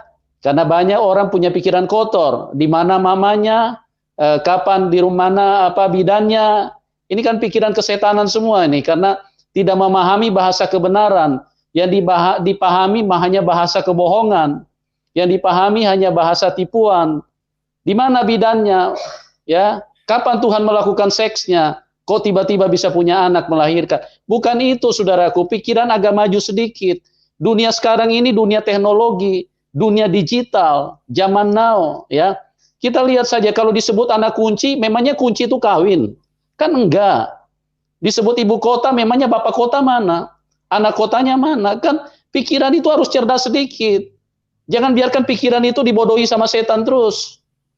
Dan Ibu Cut Fatimah adalah satu bukti nyata bahwa tadinya dia begitu menolak ketuhanan daripada Yesus Kristus, tetapi satu ketika dia akhirnya memutuskan dengan sebuah peristiwa yang nyata dialami secara langsung bahwa Tuhan Yesus itu adalah Tuhan yang sesungguhnya, yang menciptakan semua manusia, yang menciptakan alam semesta, yang menciptakan semua planet, bahkan yang bisa membawa kita pulang ke surga. Ya, Tuhan Yesus itu Tuhan yang dahsyat, Tuhan yang luar biasa, Tuhan yang sangat baik, yang mengasihi setiap manusia. Nah, dari daerahnya saja kita sudah tahu bahwa daerah Aceh adalah daerah yang sangat kental dengan nuansa keagamaan. Nah, Tuhan Yesus datang dan bekerja lewat Roh Kudus-Nya. Nah, dan bagaimana kisah selengkapnya? Jangan kemana-mana teman-teman, kita akan dengarkan secara bersama-sama, secara lengkap apa yang telah Tuhan Yesus perbuat di dalam kehidupannya. Oke, kita sambut Ibu Asma Yati. Selamat malam Ibu. Selamat malam Pak, Shalom. Shalom, apa kabar Ibu? Luar biasa baik Pak, karena Tuhan Yesus. Haleluya, puji Tuhan ya. Sukacita memenuhi setiap orang yang membuka hati kepada Tuhan Yesus. Dan pada malam hari ini kami sangat berterima kasih kepada Ibu yang sudah bermurah hati, ingin membagikan berkat, ingin sharing kehidupan tentang apa yang telah Tuhan kerjakan di dalam kehidupan Ibu. Nah, pada malam hari ini teman-teman sudah menunggu, tapi sebelum Ibu bersaksi, supaya tidak ada dusta di antara kita, karena Ibu kan berasal dari Aceh, ya. Ibu bisa sapa dulu keluarga di sana, saudara-saudara di sana, supaya jelas bahwa ini bukan settingan dan semuanya terang benderang di dalam Tuhan Yesus. Tidak ada hal-hal yang tertutup atau sembunyi atau dipalsukan atau diserupakan atau sesuatu yang bersifat seperti itu. Oke Ibu sapa dulu keluarga saudara-saudara yang ada di Aceh. Silakan Ibu. Terima kasih Pak buat kesempatan yang diberikan kepada saya malam ini. Assalamualaikum buat kampung halaman Aceh tercinta, Puhaba Mandum yang nari Gampong, Abang, adik, Kak, Mandum yang nadi Aceh, yang nadi Gampong. Semoga sehat walafiat selalu dan selalu sabi Allah sertai di dalam setiap perjalanan saudara-saudara Long yang nadi Gampong. Pak, terima kasih Pak buat kesempatan yang Bapak berikan kepada saya. Saya menyaksikan cinta kasih Tuhan Yesus kepada saya. Ya, saya berlatar belakang asli dari Aceh, lahir di Aceh, orang tua asli Aceh, besar di Aceh, SD, SMP, SMA, bahkan sampai kuliah pun saya tinggal di Aceh. Namun rencana Tuhan bukan rencana saya. Saya asli Aceh Pak, dan kental dengan Islamnya, dengan syariat Islam yang ada di sana. Dan saya dulu berkerudung, tapi saat ini saya sudah tidak berkerudung, Pak. Saya menyatakan cinta kasih Tuhan pada malam ini, saudara-saudara. Saya asli Aceh dan orang tua saya juga salah satu imam di kampung saya, tapi Tuhan Yesus memilih saya. Artinya pada tahun 2010 saya pergi ke Jakarta, dan kepergian saya ke Jakarta untuk main, ya istilahnya kita orang Aceh mau lihat-lihat Jakarta. Kebetulan juga saya punya anak 4. Waktu itu anak saya mau masuk kuliah, saya pergi ke Jakarta untuk anak saya masuk kuliah. Tapi lain rencana saya, lain rencana Allah Subhanahu wa taala pada waktu itu. Saya tinggal di Aceh, di Jakarta, tidak kembali lagi ke Aceh. Saya menetap di Jakarta dengan berbagai kegiatan untuk biaya menyekolahkan anak, saya berdagang, saya bisnis, saya lakukan apa yang bisa yang menghasilkan uang. Tetapi bukan berarti waktu itu saya melakukan hal-hal yang salah, yang melenceng dari baik dari agama maupun dari yang ditetapkan oleh penegak hukum. Saya melakukan hal yang biasa, berdagang, memperjuangkan pedagang kecil yang digusur-gusur oleh developer, saya perjuangkan untuk sampai mereka bisa punya tempat untuk berdagang. Tapi di situ saya bisa hidup dan juga saya punya bisnis. Namun di suatu teman bisnis saya itu kebanyakan dari Kristen. Saya selalu menghina mereka. Setiap hari saya mengatakan, kalian setiap hari nyembah Tuhan yang digantung di kayu. hari gini punya Tuhan nggak pakai baju, mikir dong, cuma pakai celana doang. Saya selalu setiap hari ketemu teman-teman, tapi teman-teman saya yang Kristen tidak pernah menjawab saya, malah mereka tersenyum dan tertawa. Gitu. Tapi saya juga entah kenapa ya, saya berteman, mungkin salah pergaulan juga, membawa saya menjadi punya kasus. Di tahun 2014 saya punya kasus dengan kasus narkoba. Apapun ceritanya, saya mau menyalahkan orang lain, mau menyalahkan diri sendiri, itulah kenyataan yang terjadi pada saat itu. Sehingga pada suatu hari Jumat, bulan Juli 2014, saya ditangkap polisi. Begitu saya ditangkap polisi, saya dibawa ke Polres. Saat itu saya berpikir dunia sudah hancur bagi saya. Kehidupan ini sudah tidak ada lagi bagi saya. Saya berpikir masuk penjara itu adalah suatu kutuk dan sudah habislah hidup ini. Yang saya pikir waktu itu bagaimana cara mengakhiri hidup saya. Yang saya pikir setiap hari Jumat saya ditangkap, dimasuk sel malam minggu. Saya membayangkan, saya berpikir saat orang-orang lain tidur, saya berpikir bagaimana caranya untuk bunuh diri ya, atau untuk kabur. Tapi itu suatu hal yang tidak mungkin untuk bisa saya lakukan. Dan nggak mungkin saya bisa lakukan sebagai seorang wanita, saya melakukan, nggak mungkin. Namun, pada malam minggu saya dimasukin dalam sel, pada hari Minggu pagi, dibuat pengumuman oleh polisi di situ, siapa yang mau pergi ibadah, silakan bersiap-siap. Nah, di saat saya bersiap, pengumuman itu datang, saya berpikir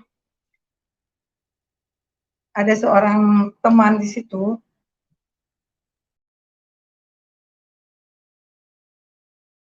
Iya, sabar ya teman-teman, ini kelihatannya terputus karena mungkin jaringannya. Ya, kita lagi upayakan untuk bisa tersambung kembali, ya. Ya, sabar ya. Ini jaringan memang seperti itu, kadang-kadang bisa putus tiba-tiba.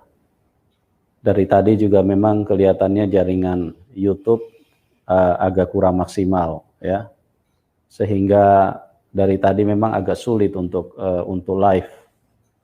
Tapi puji Tuhan pada malam hari ini sudah memungkinkan dan kita lagi upayakan untuk bisa tersambung kembali.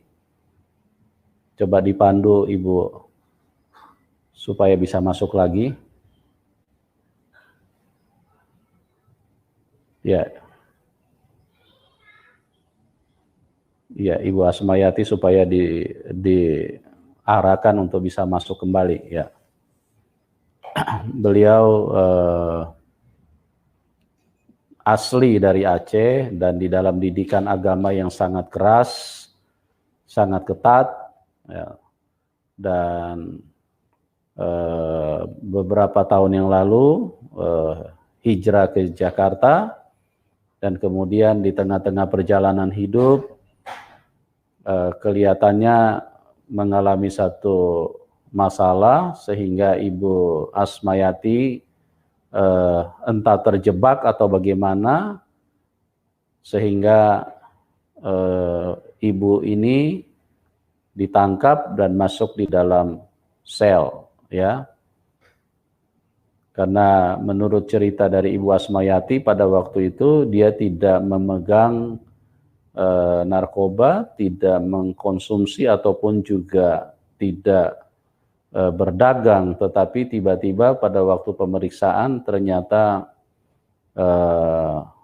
narkoba ditemukan di dalam mobil beliau, dan itu adalah barang bukti yang tidak bisa dihindari, sehingga apa yang terjadi pada waktu itu Ibu Asmayati harus ditangkap dan dimasukkan dalam sel. Dan memang setan merencanakan sesuatu yang berbahaya buat manusia. Setan merencanakan sebuah penderitaan di dalam kehidupan manusia, tapi justru di dalam tahanan inilah membuat Tuhan Yesus bisa menyelamatkan beliau, karena di dalam ketidakberdayaannya pada waktu itu tidak ada kegiatan yang cukup berarti yang bisa dilakukan karena ada di dalam sel, dalam tahanan. Maka pada waktu itu Roh Kudus bekerja tanpa disadari, ibu ini memilih untuk ikut di dalam ibadah gereja yang pada waktu itu disediakan oleh kepolisian, ya. Dan bagaimana kisah selengkapnya kita akan dengarkan kembali. Ya, coba tolong dipandu, segera dipandu ibunya supaya bisa masuk lagi. Ya, kita sedang hubungkan kembali ya teman-teman. Ya, coba tim, coba cepat dihubungi supaya bisa tersambung kembali. Ya. Dan apa yang terjadi pada waktu di tahanan, ibu ini tiba-tiba mendengar pengumuman, dan kemudian pengumumannya untuk disarankan bagi orang-orang Kristen atau pengikut Tuhan Yesus untuk bisa beribadah pada hari Minggu tersebut. Nah, yang luar biasanya Roh Kudus bekerja pada saat itu, dan Ibu Asmayati tidak ada yang suruh, tidak ada yang minta, tidak ada yang arahkan, kepengen ikut secara tiba-tiba pada waktu itu. Dan akhirnya beliau mengikuti ibadah, dan Tuhan Yesus bekerja dengan Roh Kudusnya, dan itu adalah awal daripada perjumpaan Ibu Asmayati dengan Tuhan Yesus, ya. Dan dari situ beliau terus mulai memiliki suatu rasa kerinduan untuk ingin mengenal lebih lagi, ingin memahami lebih lagi, ya. Dan pada malam hari ini, ya oke, ini Ibu Asmayati sudah tersambung. Ya, Ibu bisa dengar? Ya, Pak.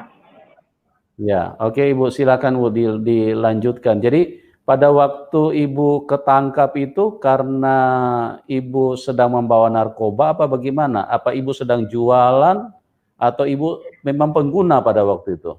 Bisa diceritakan lebih lengkap, Bu? Siap, Pak. Pada waktu silakan. itu ada undangan bisnis, Pak, ada undangan pembicaraan lahan parkir di Kelapa Gading, Pak.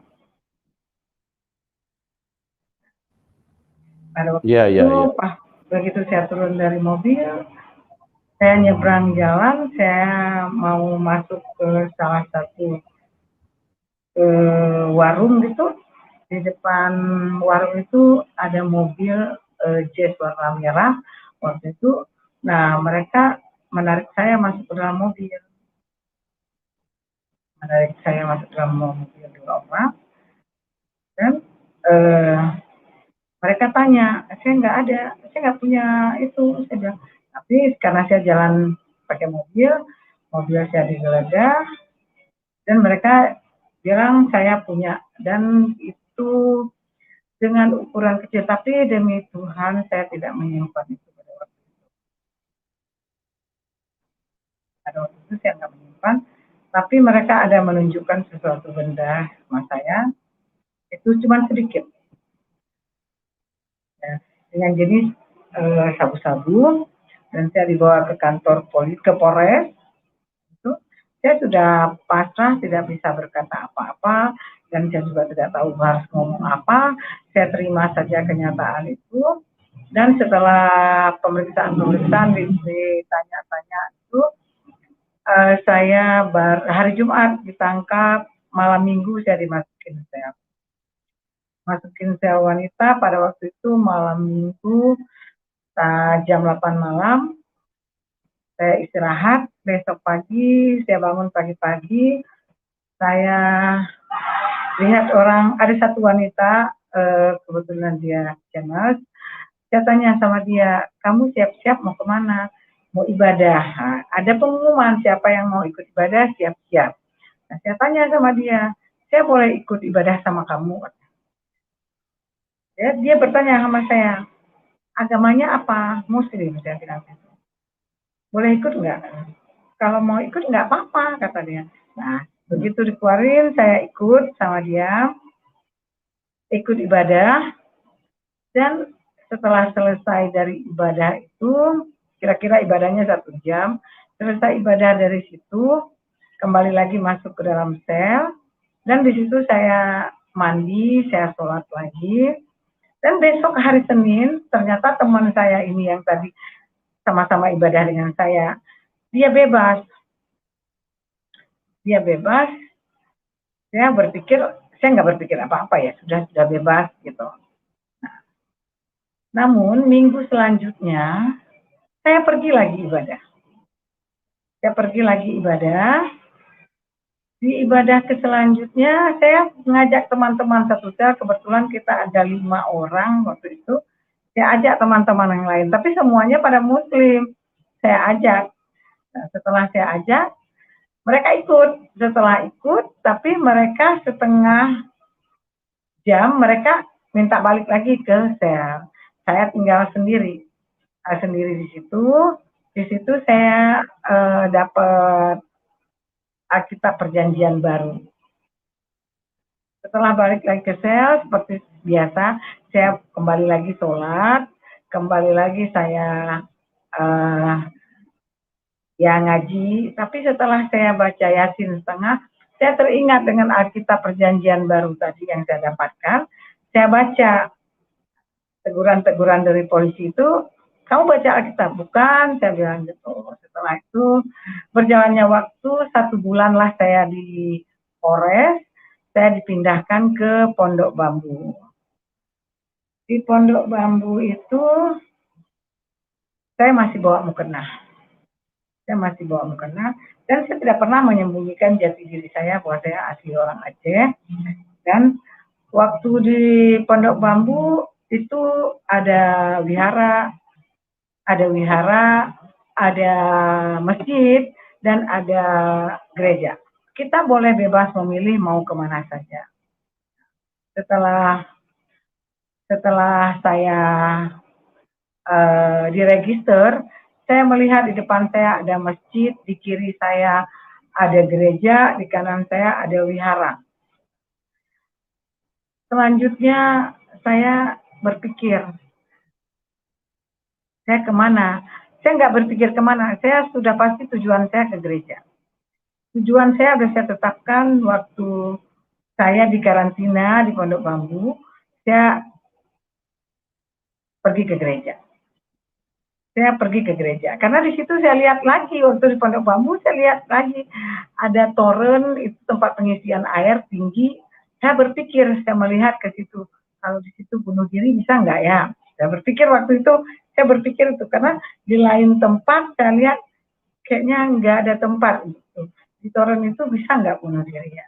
Saya perhatikan setiap tidur pas menghadap ke toren itu, saya perhatikan, di situ ada putih. Teman-teman pada bilang, situ suka ada hantu, suka ada putih, di situ suka ada hantu. Tapi saya, mana ya hantunya itu? Saya melihat putih gitu. Tapi putih yang saya lihat itu, sepertinya bayangan saya, itu nggak cocok buat bunuh diri. Itu bukan untuk bunuh diri.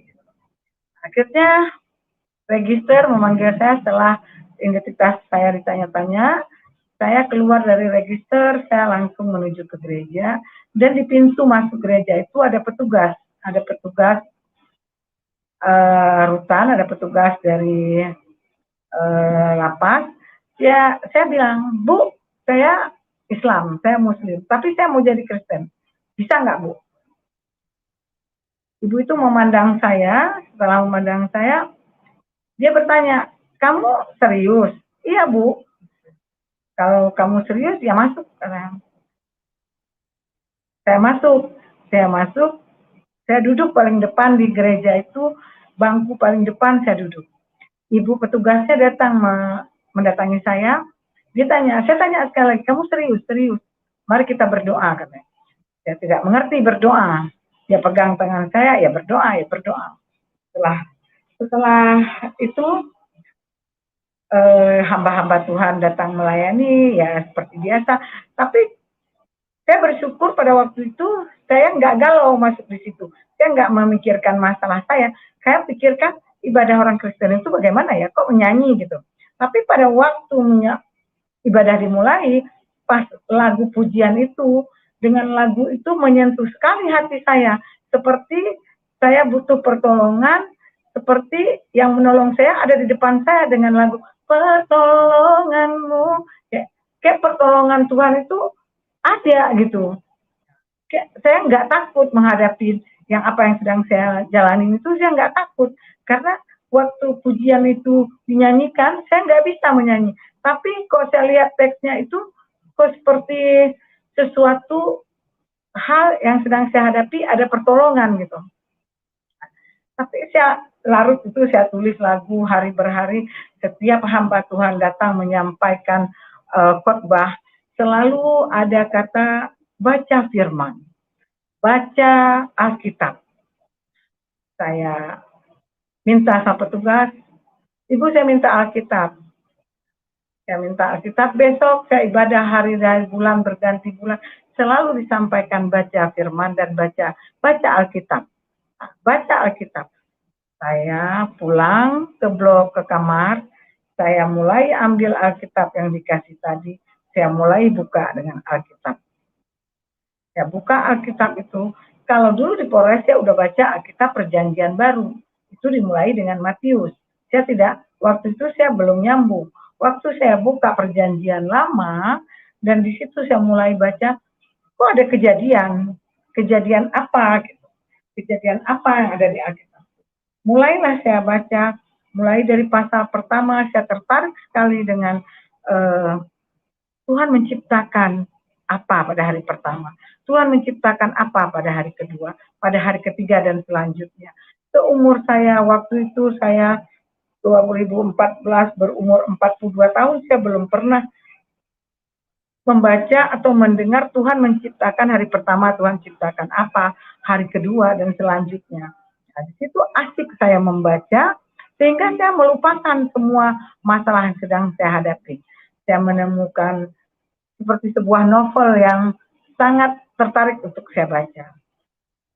Sehingga kita di penjara itu sangat mengalami hal-hal yang tidak enak, itu pasti.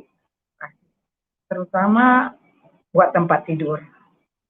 Kalau orang baru itu pasti tidurnya itu tersisih sekali ya. Pas kita tidurnya ya seadanya begitu. Karena tempat yang baru, otomatis saya nggak bisa tidur, saya duduk dengan lampu mati gelap, saya duduk, ya, saya nggak bisa tidur. Tapi di dalam hati dan pikiran saya melihat tertuju kepada satu tempat tidur itu di pinggiran tralis, dan itu ada cahaya lampu dari luar. Saya berkata di dalam hati saya, andai saya tidur di tempat itu, ada cahaya lampu, saya bisa baca ya, saya bisa baca Alkitab, saya baca. Itu hanya di pikiran saya.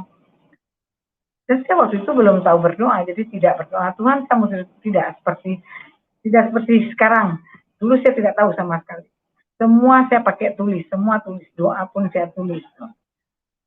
Malam ketiga saya berada di tempat tidur yang tidak enak, 2 malam. Malam ketiga saya sudah ada di tempat yang seperti saya inginkan. Itu dahsyat. Saya nggak tahu bilang, kalau sekarang kan bilang terima kasih, saya tidak ngerti. Kok bisa terjadi seperti yang saya pikirkan ya? Yang dari pikiran, kok bisa terjadi seperti yang saya pikirkan ya? Nah, mulai dari situ, saya mulai baca Alkitab siang malam, saya tidur sebentar, saya bangun lagi baca lagi. Saya bangun baca lagi. Kemudahan demi kemudahan saya alami di dalam penjara. Yang kita pikir di penjara itu kita makan apa, kita pakai apa, kita uang dari mana, semua itu. Tapi saat saya cinta kepada firman Tuhan, di situ saya lihat kemudahan demi kemudahan terjadi. Sampai saya menjadi kepala kamar, sampai saya tidak bayar apa-apa, sampai saya makan pun saya sudah ada teman yang dia jualan di dalam penjara. dia sore udah bilang, "Mak, makan." Saya pagi udah dia siapin. Saya pikir, kok bisa demikian ya, orang bersusah-susah ya. Tapi saya waktu itu nggak berpikir bahwa itu semua datangnya dari Tuhan. Karena kita semua mengandalkan kekuatan, oh mungkin karena saya kepala kamar, oh mungkin karena dia ambil hati saya gitu. Yang waktu itu saya berpikir seperti itu. Tapi yang dahsyat Tuhan siapkan lagi buat saya, di Pondok Bambu di situ saya punya penyakit tumor, di situ saya tidak sadar. Suatu hari hamba Tuhan datang, dia mengatakan di sini ada yang suka sakit perut begini, sakit perut kalau datang bulan dia sakit perut. Saya berpikir itu seperti saya yang dikatakan, tapi saya nggak mengerti waktu itu, sehingga petugasnya datang ke tempat saya karena dia tahu saya sakit tumor, dia datang, dia mengatakan itu kamu. Saat itu saya benar-benar terkagum, kok begini ya, kok bisa dia sembuhkan? Paling dia, saya nggak berpikir bahwa itu karya Tuhan di dalam kehidupan manusia, ada karya Tuhan yang luar biasa yang Tuhan berikan kepada kita. Nah, singkat cerita, saya di Pondok Bambu selama 2 tahun. Selama saat itu saya pernah mengalami hidup dikucilkan dari orang-orang yang kita namanya orang Aceh. Di situ juga banyak orang Aceh, dan dia mengetahui saya ke gereja, pasti mereka tidak mau berteman dengan saya, bahkan memandang saya bagaimana. Tapi sedikit pun hati saya tidak gentar, tidak berpikir bahwa oh nggak ditemanin ya sudah. Tapi hal-hal yang ajaib di balik itu saya temui. Ada satu orang Aceh juga, dia datang kepada saya karena dia baru masuk. Dia tanya, Maci orang Aceh? Iya, saya bilang saya orang Aceh. Setelah cerita-cerita saya orang Aceh, saya berkata sama dia, kamu jangan kaget ya bila melihat saya besok pagi saya ke gereja. Daripada kamu dengar sama orang, saya ngomong sama kamu. Oh gitu ya, kata dia. Ya, saya pakai bahasa Aceh ngomong sama dia. Terus besok paginya, dia sudah siap-siap pakai baju, dia bilang, Maci, saya juga ikut ke gereja. Oh, saya bilang, ayolah kalau begitu. Nah, kami sama-sama menghadapi tantangan di penjara dengan dia. Namun Tuhan berencana lain buat saya. Lagi cinta-cintanya saya dengan hukuman saya waktu itu divonis 5 tahun dan di Pondok Bambu tidak diterima hukuman 5 tahun. Dipindahkanlah saya ke Semarang. 2 tahun penuh saya belajar di Pondok Bambu, belajar tentang pujian, belajar tentang siapa itu Yesus, kenapa itu Yesus disalibkan, kenapa Yesus itu Tuhan, dan kenapa Roh Kudus. Kalau saya dulu kan belajarnya Rohul Kudus, tapi di sini Roh Kudus. Dan saya cari tahu, saya cari buku, belajar. Saya tidak menerima begitu saja juga tidak. Karena dengan kekentalan saya, tapi saya ingin tahu, ingin belajar siapa itu Yesus. Siapa itu yang disalibkan? Kalau selama ini kan pikiran saya berpikir itu bukan Tuhan Yesus yang disalibkan.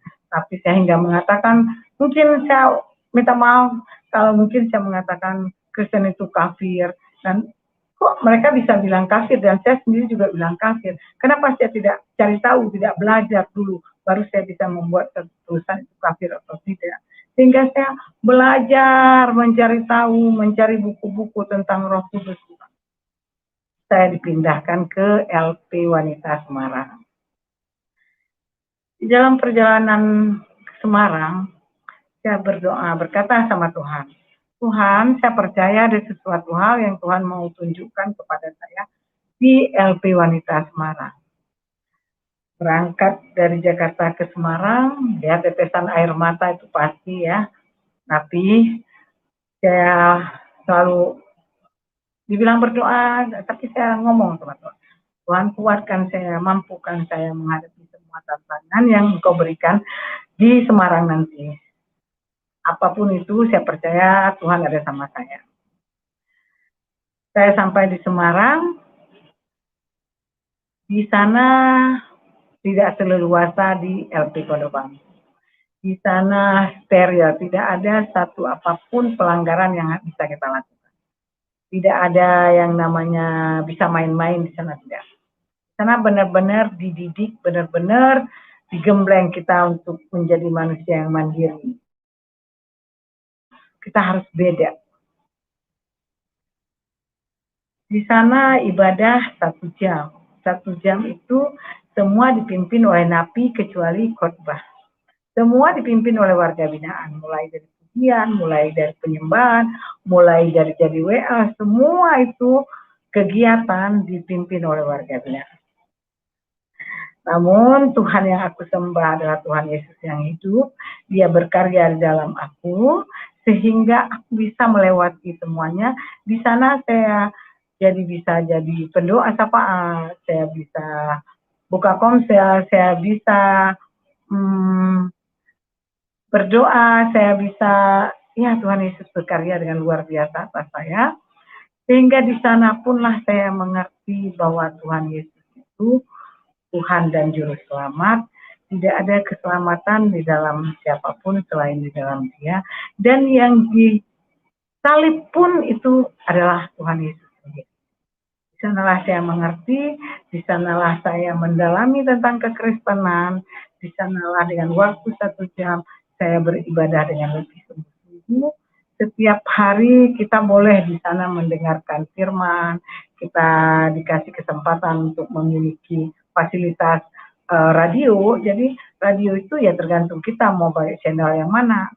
Kebetulan saya juga pakai channel yang selalu ada khotbah, pujian, penyembahan, semuanya saya belajar lewat radio, otodidak beneran.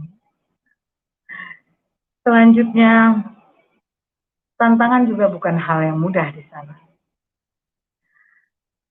Di dalam kamar kita punya isi kamar itu 40 orang dan bahkan hampir 50 orang. Nah, di sana saya di dalam kamar buka komsel, buka ibadah malam. Dengan kita hanya ada 5 orang.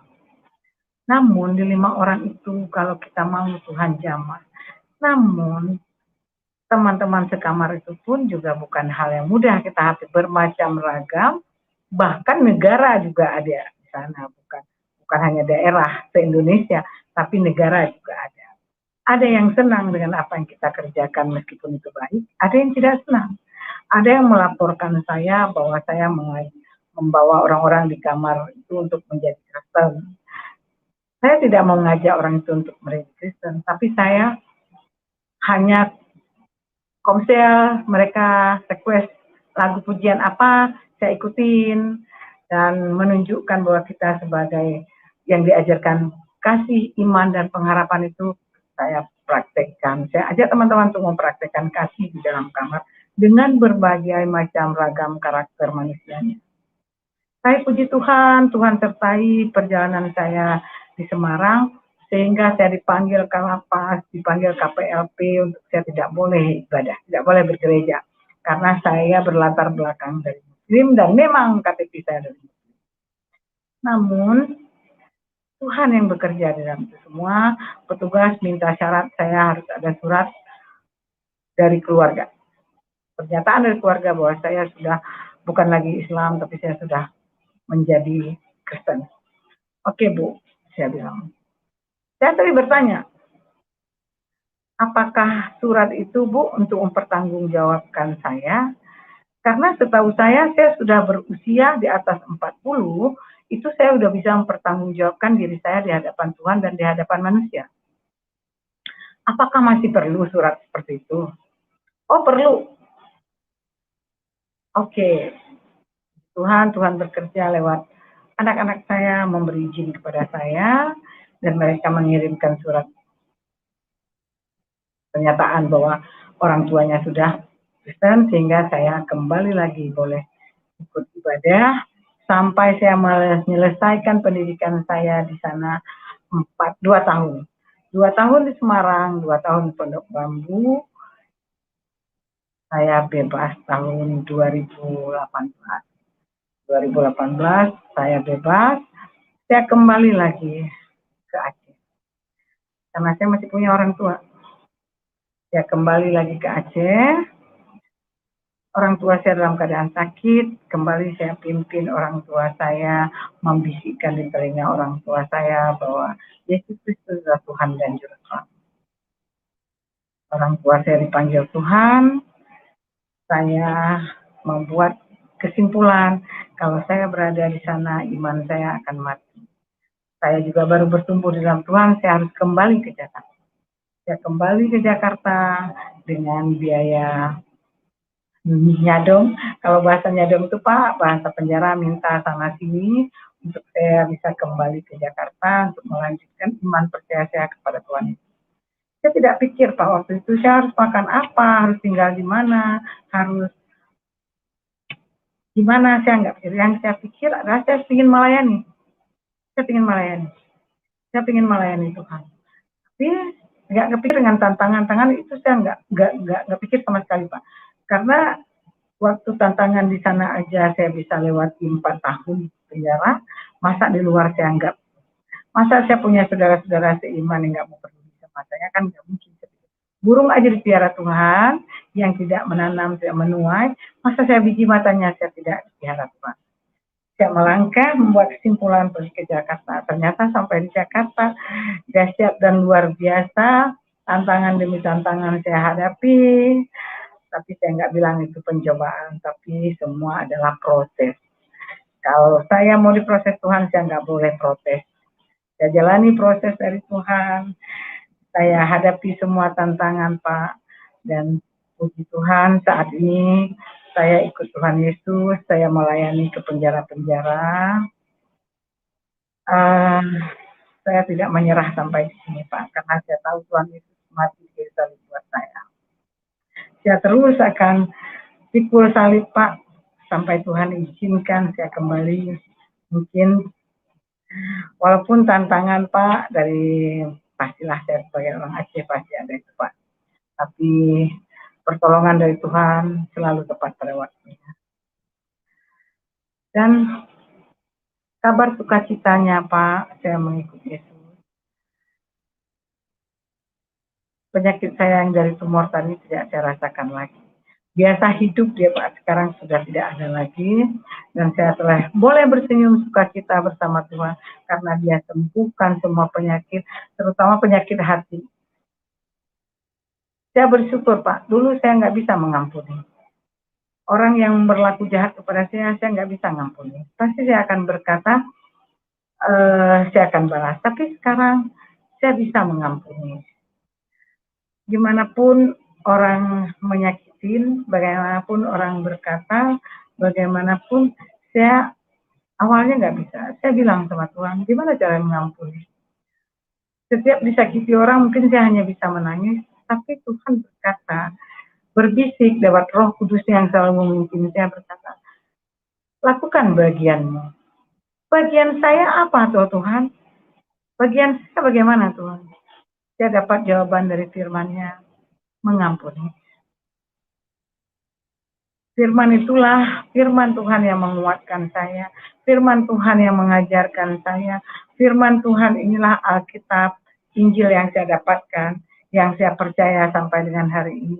Itu yang menyelamatkan hidup saya, yang memberikan saya pengharapan, yang memberikan saya pengetahuan demi pengetahuan tentang kehidupan ini.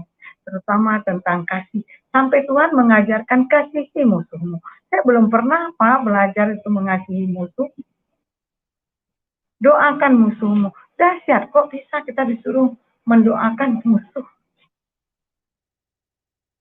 Itu luar biasa Pak, yang saya rasakan bersama Tuhan Yesus. Kasih anugerahnya yang menyertai saya setiap saat ini sungguh membawa saya kepada kehidupan yang tadi saya pikir di penjara itu sudah habis, sudah nggak ada lagi kehidupan, sudah mendapat kutuk saya, sudah nggak ada lagi hari esok buat saya, sudah nggak ada lagi cahaya kehidupan buat saya.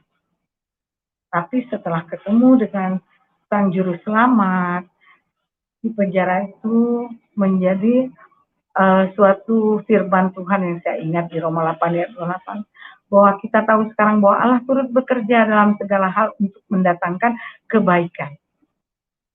Walaupun awalnya kita nggak melihat bahwa itu kebaikan. Masuk penjara mana bisa Pak baik, Mana bisa ada kata itu bahwa masih ada hari depan yang penuh dengan harapan itu. Tidak ada. Alkitablah yang mengajarkan saya bahwa di dalam Yesus Kristus ada keselamatan, di dalam Yesus Kristus itu ada pengharapan, dan kasih, sukacita, dan damai sejahtera itu yang nggak pernah habis. Kasihnya yang luar biasa kepada saya, yang saya nggak bisa bayar dengan apapun mungkin Pak ya, hidup saya nggak bisa saya gantikan dengan apapun. Dengan kematian Tuhan Yesus di kayu salib menebus hidup saya, dosa saya, sedangkan saya udah bawa dosa itu dari lahir.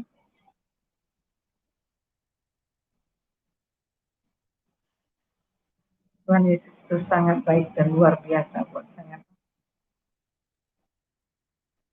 Saya berterima kasih, bersyukur karena kasih anugerahnya yang begitu besar, sehingga saya dipilih Tuhan, tuntun oleh Roh Kudusnya, yang sama sekali tidak pernah mendengar tentang Yesus, bahwa dia Tuhan dan Juru Selamat, yang sama sekali tadi tidak pernah tahu tentang siapa Yesus, apa itu Kristen. Yang saya tahu menghina, yang saya tahu adalah Kristen itu orang kafir, yang saya tahu bahwa mereka menyembah patung. Ternyata semua pikiran, doktrin-doktrin saya itu salah.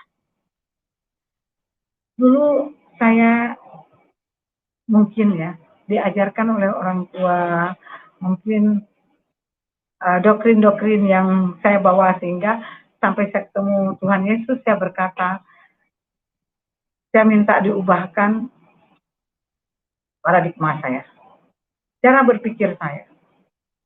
Karena selalu berpikir duluan negatif untuk orang lain, mungkin terutama untuk kekristenan, duluan berpikir negatif, duluan berpikir mereka itu begini, mereka pikiran, paradigma saya ini yang selalu berpikir salah.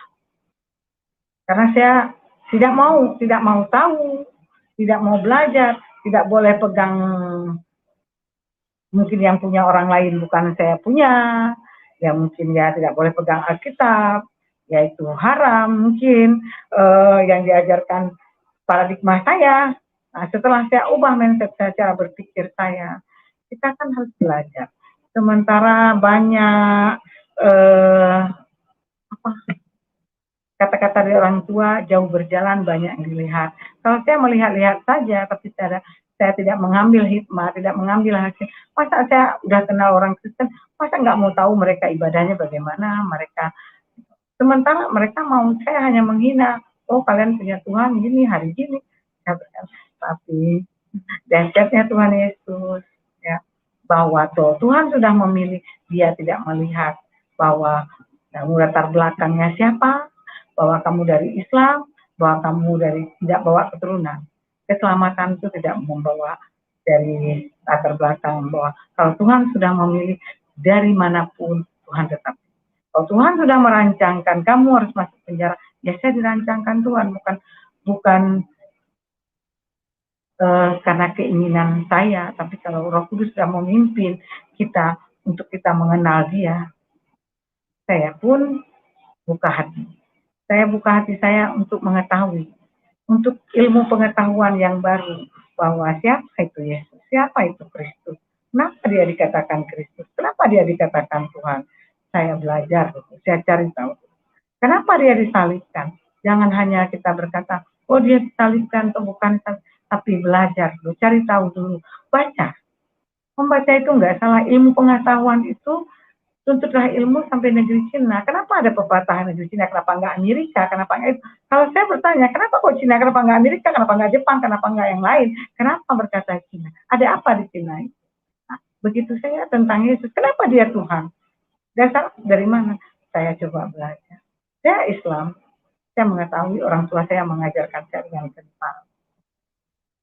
Tapi pada hari ini, kalau saya hijrah, kalau saya menjadi Kristen, karena Tuhan menghendaki saya mengenal Dia, mengenal Tuhan Yesus Sang Juru Selamat, mengenal Tuhan yang hidup, mengenal Sang Penebus, mengenal hanya di dalam Dia ada keselamatan. Terima kasih Pak buat kesaksian saya. Saya kira semoga kesaksian saya bisa menjadi berkat buat semua kita yang mendengar.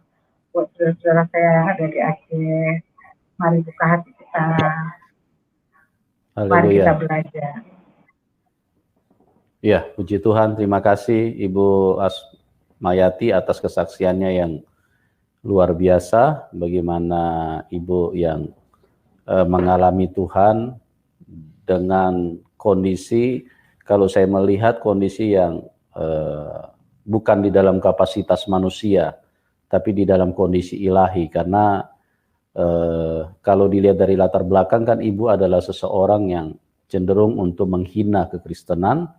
Tapi pada saat ada di Polres, Ibu justru tiba-tiba Ibu kepengen ikut untuk beribadah bersama pada waktu itu. Dan itu adalah karya Roh Kudus, itu di luar kontrol daripada manusia, itu terjadi di dalam kapasitas ilahi, sehingga siapa yang menyangka orang yang tadinya suka menghina kepada kekristenan, kepada Tuhan Yesus, dan tiba-tiba kepengen ikut untuk beribadah secara Kristen pada waktu itu, ya. Itu sesuatu yang luar biasa, dan itulah Tuhan yang disembah di dalam Tuhan Yesus Kristus adalah Tuhan yang berkuasa, Tuhan yang bekerja melampaui akal, pikiran, dan kekuatan manusia, sehingga seringkali di luar nalar kita. Kok bisa begini, kok bisa begini? Ya bisa, karena Tuhan yang bekerja, ya.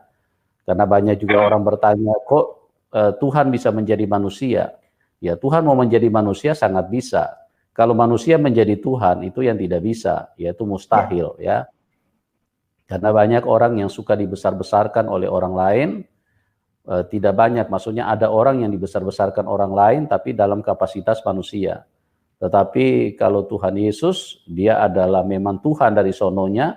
Sebelum manusia ada, dia sudah Tuhan. Sebelum alam ada, dia sudah Tuhan. Sebelum apapun ada, dia sudah Tuhan. Karena dia yang awal, dia yang akhir. Dia yang pertama, dia yang terkemudian. Itulah hakikat daripada Tuhan Yesus. Dan Ibu Asmayati mengalaminya secara supranatural, dan lebih diteguhkan lagi pada saat Ibu dipindahkan ke rutan Pondok Bambu, ya, pada waktu itu, ya. Dan di situ Ibu Asmayati sepertinya kayaknya sudah melupakan keyakinannya yang sebelumnya, ya. Sehingga pada waktu itu terlihat jelas bahwa ingin ibadah, ya, ingin ibadah di kekristenan, ya Bu, ya. Ingin ibadah di gereja, ya, pada waktu. Pada waktu itu Ibu masih bawa mukena, ya, di dalam rutan itu, ya? Masih Pak, saya ke Pondok Bambu masih bawa mukena Pak. Tapi saya di Pondok Bambu saya sudah tidak melakukan sholat lagi. Jadi karena ya. Saya sudah mendapatkan Alkitab itu, saya ingin baca Alkitab. Ya.